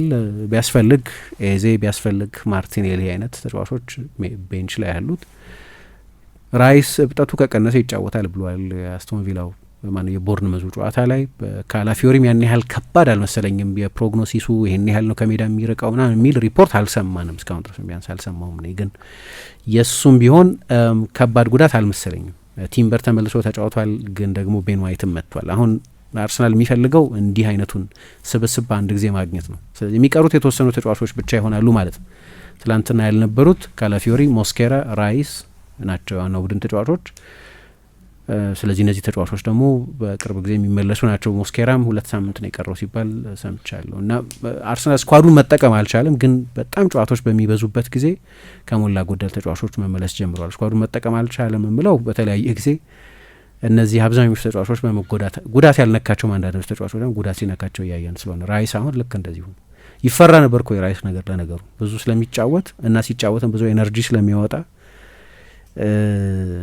ብዙ ሎድ የበዛበት ተጫዋች ስለሆነ እና ይሄ ደግሞ ወደ አርሰናል ከመጣበት ጊዜ ብቻ ሳይሆን በዌስትሃምን በነበረበት ጊዜ በመጨረሻዎቹ 3 ሲዝኖች ጄምስ ታርኮቭስኪ ብቻ ነበር ከሱ የበለጠ ብዙ የተጫወተ በፕሪሚየር ሊግ ጨዋታዎች። ዌስትሃም ደግሞ የአውሮፓ ውድድሮች የሐሙስ ጨዋታዎች ያደርግ ነበር። ኮንፈረንስ ሊግም አሸንፏል። የዛ ቡድን አንበል ነበር ራይስ እንደሚታወቀው። ግን ጉዳቱ ከባድ አለመሆኑ ነው ጥሩ ዜና የሚመስለኝ እና በጣም አስፈላጊ ድል ነበር። ሲያልቅ ያለ ድራማ አላለቀም ጨዋታው። ኤሜሪ እና አርቴታ አልተጨባበጡም መጨረሻ ላይ እና ግር ብሎ ነበር ሳየው። አርቴታ ከጋብርኤል ኤንዘ ከአልቨርት ስቱቨንበርግ ከኒኮላ ጆቬ ከምክትሎቹ ጋር ጨዋታው እንዳለቀ ሰለብሬት አደረገ። ከዛ አሰልጣኙን ኡናይ ኤሜሪ ለመጨበጥ ሲሄድ አልነበሩም ቦታቸው ላይ እና አይተሹ እንደሆነ አላቅም አንድሪያ ቤርታ ወደ መልበሻ ክፍል የሚወስደው ኮሪደር ጫፍ ላይ ነበሩ እና ገብቷል ወደ ውስጥ ወደ ሜዳ ሂድ የሚል የሚመስል መልእክት አስተላለፉ እና ግር ብሎት ነው ወደ ሜዳው የገባው። ከዛ ከተጫዋቾቹ ጋር ምናምን ድሉን ሰለብሬት ያደረገው። ለምሳሌ አርሰናል የሚያሳምም የሚመስለው ሽንፈት በአስቶን ቪላ የደረሰበት ሽንፈት 2023/24 የውድድር ዘመን ላይ ነው አይደለም የኤሜሪ ቡድን። ከዛ በኋላ አንድ ፎቶግራፍ አይቼ ነበር መልበሻ ክፍል ውስጥ አርቴታ የተሸነፈ ቡድን አሰልጣኝ አይመስልም ማለት ፕሮፌሽናል እንደሆኑ ነገሩን የምታየው በዛ ነው። ቁጭ ብለው ምናምን ሲነጋገሩ ነው የሚያሳይ ፎቶግራፍ አይቼ ነበር። ሽንፈቱ አላመመውም ማለት አይደለም፣ ግን እነዚህ ሰዎች በደንብ የሚተዋወቁ የባስክ ሰዎች ናቸው ሁለቱም እና ኤሜሪ ተጠየቁ። አርቴታ አይ ምን እንዲህ አይነት ነገር እኮ ያው አንዳንድ ጊዜ የሚያጋጥም ነገር ነው፣ ብዙ የተለየ ትርጉም አልሰጠውም፣ አሰልጣኞች ቶሎ መግባት ሊመርጡ ይችላሉ ምናምን አለ። ኤሜሪ ግን ጨዋታው ካለቀ በኋላ የኔ ሩቲን ጨዋታው ልክ እንዳለቀ የኔ ልማድ መጀመሪያ ቀጥታ የባላጋራ ቡድን አሰልጣኝ ሄዶ መጨበጥ ነው። ከዛ ከራሴ አሰልጣኞች ጋር ምናልባት መልበሻ ክፍል ውስጥ ደስታኝ ሰለብሬት ላደርግ እችላለሁ። አየሁት አርቴታን ኦፍኮርስ ደስተኛ ነበር፣ ግን በዛ ብርድም ነው እኮ ደግሞ ስለዚህ መጠበቅ አልቻልኩም። በቀጥታ ወደ መልበሻ ክፍል ነው የገባሁት ሚል አስተያየት ሰጡ እና የአርሰናል ደጋፊዎችን ትዊተር ላይ ብሉ ስካይ ላይ ምናምን ብታይ ዋው እንግዲህ የአርሰናል አሰልጣኝ ነበሩ። በተለየ ሁኔታ በምሬት የሚጠላቸው የአርሰናል ደጋፊ አልነበረም እስከማውቀው ድረስ። ያው ምንድነው ደንቃራ ይሆኑብናል ሰውየው እና ከኛ ጋር አወራርደው ያልጨረሱት ሂሳብ አለ ምናምን የሚል ስሜት ካልሆነ በስተቀር እንደው በጥላቻ የሚታወሱ አይመስለኝም። አርሰናል ደጋፊዎች ስኬታማ ታሪክ አልነበራቸውም፣ የሚጠሉ ደግሞ አልነበሩም፣ እንደ ሰው የሚጠሉ አልነበሩም። ግን ተደማምሮ ስለበሳቸው አስቶን ቪላ ላይ ና አርሰናል ላይ በቅርብ ዓመታት በነበረው ታሪክ ምክንያትም ሊሆን ይችላል። ሶሻል ሚዲያ ላይ ሰው ሲወርድባቸው እያየሁ ነበረ በትዊተር ላይ። በተለይ ደግሞ አሰልጣኙ ያቀረቡት ሰበብና ግዴታ አይደለም፣ ይሄ የስፖርትማንሺፕን ለማሳየት የሚደረግ ነው እንጂ መጨባበጥ በሌሎች ሀገራት እኮ የለም። እንዲያውም ሲሞኔ መጨበጥ አልወድም ነው የሚለው። እንዲያውም አሰልጣኝ ምንድን ነው አንደኛው ድል አድርግ ያለው እያለ እየቦረቀ ያለ ነው፣ አንደኛው በመሸነፉ የተከዘ ነው። ምን ያስፈልጋል ይሄ? በቃ በቀጥታ ወደ መልበሻ ክፍል መግባት ነው የሚሻለው ይላል። በእንግሊዝ ግን እንደው እንዳልተጻፈ ሕግ የሚቆጠር ነው ተጨባብጦ መከባበርን አሳይቶ መግባት። ሁልጊዜ አይሆንም። አንዳንድ ጊዜ የማይጨባበጡበት ጊዜ አለ። ቬንገርና ፈርጉሰን ወይ ደግሞ እንደው የጣታቸውን ሰጠት ይደራረጋሉ አንዳቸው ለአንዳቸው። አንዳንድ ጊዜ ሞሪኞና ቬንገርም ክረቱ ያኔ በጣም በጦፈበት ጊዜ የማይጨባበጡበት ጊዜ ነበር። ራፋ ቤኒቴዝ እና ጆዜ ሞሪኞ እንዲህ አይተናል አንዳንድ ጊዜ። እና ትላንትና የሆነ ሳይድ ስቶሪ ነበረ የኤሜሪ እንደዛ ሆኖ መግባት። ግን ምንም አልጠበቁም። አይተሻቸው እንደሆነ የስካይ ፉቴጅን ካየሽ አንድ ፉቴጅ ለቆ ነበር ስካይ አዩ ወደ አርቴታ አቅጣጫ አራተኛውን ዳኛ ጨብጡ በቀጥታ ወደ ኮሪደሩ ነው የገቡት። እና በጣም እንደተበሳጩ ገምታለሁ፣ በውጤቱ እንዳዘኑ ገምታለሁ። የሚጠበቅም ነው። ለእኔ አሁን የሁለት ፈረሶች ሩጫ ሆኗል። በእኔ ግምት የሁለት ፈረሶች ሩጫ ሆኗል። መጀመሪያም የነበረኝ ግምት ልክ እንደዚሁ ነው። አርሰናል ለማንቸስተር ሲቲ ናቸው የተፎካከሩ የሚዘልቁት የሚል ግምት ነበረኝ። 6 ነጥብ ነው ሊደረስ የማይችልበት ርቀት አይደለም፣ ግን ከተፎካካሪዎቻቸው ብርታት በመነሳት እና የአስቶን ቪላ እንደዚህ አይነት በጣም የሚያስደንቅ ፎርም ደግሞ ሁልጊዜም ይሆን አይደለም፣ በጣም አስቸጋሪ ነው ለመድገም። በ114 ዓመት ታሪክ ነው እንዲህ አይነት የውጤት ግስጋሴ ነበር። ያ ደግሞ ሁሌ በየሳምንቱ ልታደርጊው በየወሩ ልታደርጊው የሚቸግር ስለሚመስለኝ እኔ እጠራጠራለሁ። ደግሞ የቡድን ጥልቀቱም እንደ ሲቲና እንደ አርሰናል አይደለም። እንደ ሲቲና እንደ አርሰናል ሁሉ የአውሮፓ ውድድሮች ኮሚትመንትም አለበት። ስለዚህ የማረፍ አድቫንቴጅም የለውም እና ትላንትና የአስቶን ቪላ ዋንጫ ተስፋ ላይ ከባድ ምት ያመጣ። አርሰናል ግን ለሌሎቹም ቡድኖች ለሌሎቹ ሲቲ ነው ዋንጫ የሚፎካከረው ጠንካራ መልእክት ያስተላለፈበት ትልቅ ድል ነው ብዬ ገምታለሁ። ምሳ ትናንት ምሽት አርሰናል አስቶን ቪላን 4-1 ያሸነፈበትን ውጤት አነሳን። የአድማጮቻችን ማስተያየት እንደዚሁ እንቀበል። በርካታ አስተያየቶች ደርሰውናል ከዚህ ከአርሰናል ጋር ከአስቶን ቪላ በተመለከተ። የአርሰናል ደጋፊዎች በጣም የተደሰቱበት ውጤት መሆኑ ግልጽ ነው። ዮናስ ቀነኒሳ በቅርብ ዓመታት ሲፈተን በፕሪሚየር ሊጉ አርሰናል ቦጊሲም የሆነው አስቶን ቪላ ላይ አንጀት የሚያረስ እግር ኳሳዊ በቀል ማድረስ ችለናል። ፍጹም የሆነ የበላይነት በተለይ በሁለተኛው አጋማሽ ላይ በወሰነው ብልጫ ልክ ጨዋታውን ሙሉ በሙሉ በሚባል መልኩ የተገኙ የጎል እድሎች ወደ ጎል በመቀየር አርሰናል ከፍ ብሎ አምሽቷል። ያለ ወሳኝ ተጫዋቻችን ዴክላን ራይስ የውጤት መመዝገቡ እጅግ በጣም አስደሳች ያደርገዋል። የማርቲን ኦዴጋርድ የምሽቱ ብቃት በደንብ ሊወራለት ይገባል ብሎናል።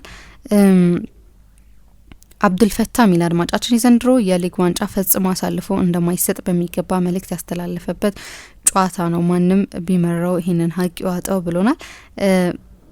አብርሃም መንግስቱ የትናንትና ማታው ጨዋታ ትርጉሙ ከውጤትና ከ3 ነጥብ በላይ ሲሆን ለቀሪዎቹ ጨዋታዎች ለቡድናችን በራስ መተማመን የሚያመጣ እድል ነው። አሰልጣኝ አርቴታም ለሚቀሩ ጨዋታዎች ካሉት የአጥቂዎች ጥራት የተነሳ ማንንም ማሰለፍ እንዳለበት ከባድ የቤት ስራ ይጠብቀዋል። ነገር ግን ጥራታቸው የበዛ አጥቂዎች እያየን ቢሆንም ቡካዮ ሳካ ከበፊቱ አቋሙ በመጠኑም እየወረደብኝ ነው። ጎበዝ ተሳስቼ ይሆን? በመጨረሻም የተቆጠረብን አንድ ግብ በጣም የሚያበሳጭ ቢሆንም አስፈላጊ 3 ነጥብ አስፈላጊ ወሳኝ ሰዓት መገኘቱ በድሉ አካክሰነዋል። ተደስቻለሁ። ይህንን አሰልጣኝ ግን ልኩን አሳይተነዋል። ቢፈልግ ዋንጫ ይህንን ቡድን ግን ልኩን አሳይተነዋል። ብድሩን የሚመልስ ወንድ ልጅ ይወለድ ብሎናል። ተክሌ መድፈኛው የሚል አድማጫችን እረ ፈጣሪው ይህን ያህል ምን ባደርግልህ ነው በአንድ ቀን 3 ደስታ ምሰጠኝ። አርሰናል ቪላን ሲያፈራርሰው አርሰናል ቪላን ሲያፈራርስ ግሪምስፒ ቁጥር 2 የሆነው ወልቭስ ከዩናይትድ ነጥብ ሲወስድ ከኛ ጋር አቻ ከወጡ በኋላ የአንድ ሳምንት የዋንጫ ተፎካካሪ የነበሩ ቼልሲዎች ከኛ ይልቅ ለወራጅ ወልቭስ እንዲቀርቡ ሆነው ሲወረወሩ ከማየት በላይ ምን ያስደስታል። ስለ አርሰናል ከቪላው ሮጀርስ በላይ ማንም ምስክር የለም። ከጨዋታ በኋላ ምን እንዳለ ካልሰማቸው የተሸነፍ ነው። በሊጉ ምርጥ ቡድን ነው። ምንም አይገርምም። አርሰናል የሊጉ ምርጥ ቡድን ነው። ለዛ ነው ከሊጉ አናት ላይ የተቀመጡት በማለት ምስክርነቱን ሰጥቷል ብሏል። በጣም ጥሩ ጨዋታ ነበር ያየ ነው። በቪላ ስትሸነፉ ከርማችሁ በደንብ ለከረማችሁ ሁሉ በደንብ ተበቅነላችኋል ብሏል። ዛሚ መንግስቱ የሚል አድማጫችን ደግሞ ኡናይ ኤምሬ ከሜዳው ብን ብለው እንዲጠፋ ያደረጋቸው አስቶን ቪላ ከ11 ተከታታይ አሸናፊነት የገታበት ማንቸስተር ዩናይትድ የወልቭስን 11 ተከታታይ ሽንፈት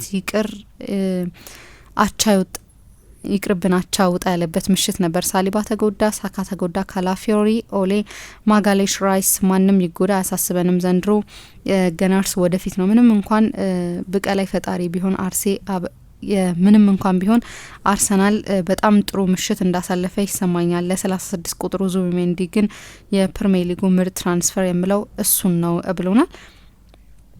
ኑረዲን ነቢያት የሚል አድማጫችን ደግሞ የዛሬ 22 ዓመት 2003-4 በአውሮፓ ሻምፒየንስ ሊግ የምድብ ጨዋታ ኢንተር አርሰናልን በሜዳው ሃይብሪ 3-0 አሸንፎ ተመለሰ። በዚህ ሽንፈት ደጋፊውን ንዴት ተጫዋቾቹ ቁጭት አድሮባቸው ነበርና በመልሱ ሳንሲሮ ጨዋታ አርሰናል 5-1 አሸንፎ ተመለሰ። ኦነሪ 2 ጎል አስቆጥሮ 2 ለጎል የሚሆኑ ኳስ አመሻሽቶ አቀብለ የማይረሳ ምሽት አሳለፈን። ተጫዋቾች ቁጭታቸውን ተወጡ። ኦነሪ ምሽቱን ባሳለፈው ድንቅ ብቃት የተሸናፊው ኢንተር ተጫዋች ሃርቬ ዛኔቲና ማርኮ ማቴራዚ ዚዳን 2006 የዓለም ዋንጫ ፍጻሜ ላይ ደረቱን በቴስታ የደለቀው ጨዋታ ሲጠናቀቅ የኦነሪ ማሊያ ለመቀበል ሲሻሙበት ታዝበናል። አስቶን ቪላ አርሰናል በተደጋጋሚ አሸንፎ ያሸማቀቀን ክለብ ነው። ይህንን ቁጭት ለመወጣት ዛሬ ወሳኝ ቀን ነበረ።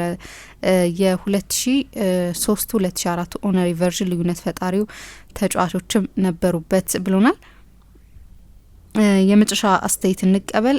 ሌካ ገነር የሚል የፌስቡክ ስም ያላት አድማጫችን ማታ ክለቤ ሰከንድ ሀፍ ምን ተብለው ወደ ሜዳ እንደገቡ አላቅም፣ ብቻ በጣም ፍላጎታቸው ከፍሎ ከጨዋታው 3 ነጥብ ብቻ እንደፈለጉ በግልጽ ያሳያል። ኦዴ ተመልሷል ማለት እንችላለን። ሲያተራምሳቸው አምስቷል። ዙቢ ለሱ ቃል የለኝም። ያለ ራይስ ምቾት ሰምቶት እንደ አንበሳ ጥጃ ሲዘል ከሜዳ ሜዳ አምሽቷል። አጠቃላይ ምርጥ በቀል ተበቅለናል። አሰልጣኝ ኤምሬ ግን አርቴታን ሳይጨብጡ በመውጣቱ ምን ያክል ምቀኛ እንደሆነ አይቼበታለሁ። በቪላ በኩል ፈርስት ሀፉ ጨዋታ ሲያቆራርጡ፣ ቴምፖ ሲያቀዛቅዙ፣ ተጎዳው እያሉ ደቂቃ ሲገሉ እቅዳቸው የሰራ መስሎ ነበር። ግን የሆነ ሆኖ 3 ነጥቧን ወስደን ስቴትመንት ድል አግኝተናል። ሲነጋም በኩራት ስራ ገብተናል። ሰላማችሁ ይብዛ ብላናለን። እናመሰግናለን አለማቻችን። ቆይታችን ሜሪ ያለመጨበጥ ለብዙ ሰው ኖቲሰብል ነበር ማለት ነው። ትንሽ መብታቸው ሆኖ ቅር ያለኝ ነገር በእኔ በኩል ስጠብቀው ነበር ቆሜ ማለታቸው ነው። ቆመው አልጠበቁትም። ግዴታቸው አይደለም ቆመው ለመጠበቅ፣ ግን ቆሜ ጠብቄ ነበር የሚል መልእክት ማስተላለፍ ለምን እንደሆነ አላውቅም። የዙቢሜንዲንም በተመለከተ በጣም ጥሩ ኮሜንት ይመስለኛል። አንዱ ሰዎች የነበራቸው ጥርጣሬ ያለ ራይስ ጥሩ መጫወት ይችላል ወይ? የሶሲዳድ አማካይ ክፍል ነው የነበረው። በሶሲዳድ አብረው የተጫወቱ አማካዮች ናቸው። ትልቁ ጥያቄ የነበረው እሱ ነው። ያለ ራይስ ጥሩ መጫወት ይችላሉ። አሁን እዛ የአስቶን ቪላ ጨዋታ ላይ የነበረው አንደኛው ጥርጣሬ አስቶን ቪላ ታርጌት አድርጎት ነበር። ግን ደግሞ ራይስ ባይኖርም የአርሰናል ፊዚካል ተከላካዮች ግን ተመልሰዋል። አርሰናል እዛ ጨዋታ ላይ ኢንካፒየን እና ቲምበርን ነው የመሀል ተከላካይ አድርገው የተጠቀሙ። ትላንትና ግን ጋብርኤል ነበር። ሜሪኖ አማካይ ሆኖ የተጫወተው። በዱዌሎች ብዙ እየተሸነፈ ነበር ብልም ሳሊባ ተመልሷል። ፊዚካል በተለይ ከኋላ ፊዚካል ተጫዋቾች ናቸው። ስለዚህ እና ወደ ሳጥን ውስጥ የመገኘት እንደ አጥቂ የመጨረስ እድል አግኝቶ በጣም ስማርት ተጫዋች ነው። እኔ አንዳንድ ጊዜ አንተን አታዩም። ይሄ 6 ቁጥሮች የቴምፖ ሴት የሚያደርጉ የቡድን ባላንስ የሚጠብቁ ተጫዋቾች ምናምን ጎል ስለማያስቆጥሩ ብዙ ጊዜ ርዕስ አይሆንም።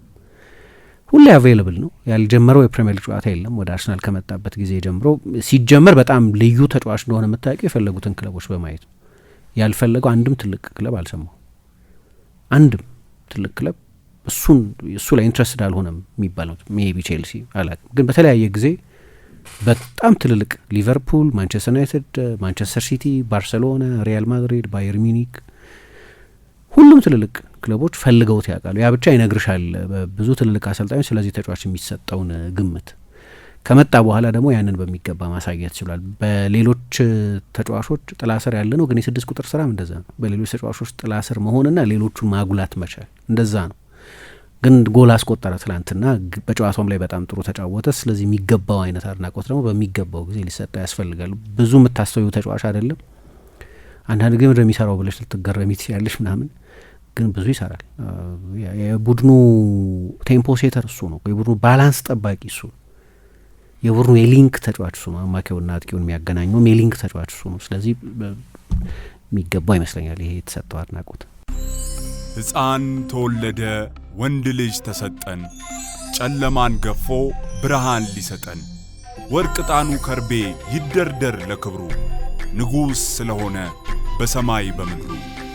የጌታን መወለድ ለማብሰር ሰብአ ሰገል በብርሃን እየተመሩ እንደሄዱት ሁሉ ከተደበቅንበት የምንወጣበት፣ የተሸፈነውን የምናይበት፣ ከደከሙት ጎን የምንቆምበት፣ ለጋስና ሰጪ እጆች እየተዘረጉ አብሮነታችን ልክ እንደ ሁል ጊዜው ጎልቶ እየፈካ የሚሄድበት፣ ብርሃናችንን የምናካፍልበት ይሁን እያለን በብርሃን ኤቲኤም ካርድ በመጠቀም የበዓል ግብይቶ ሊፈጽሙ እንዲሁም በብርሃን ሞባይል ባንኪንግ 881 በመጠቀም ግብይቶን ቀላል ያድርጉ።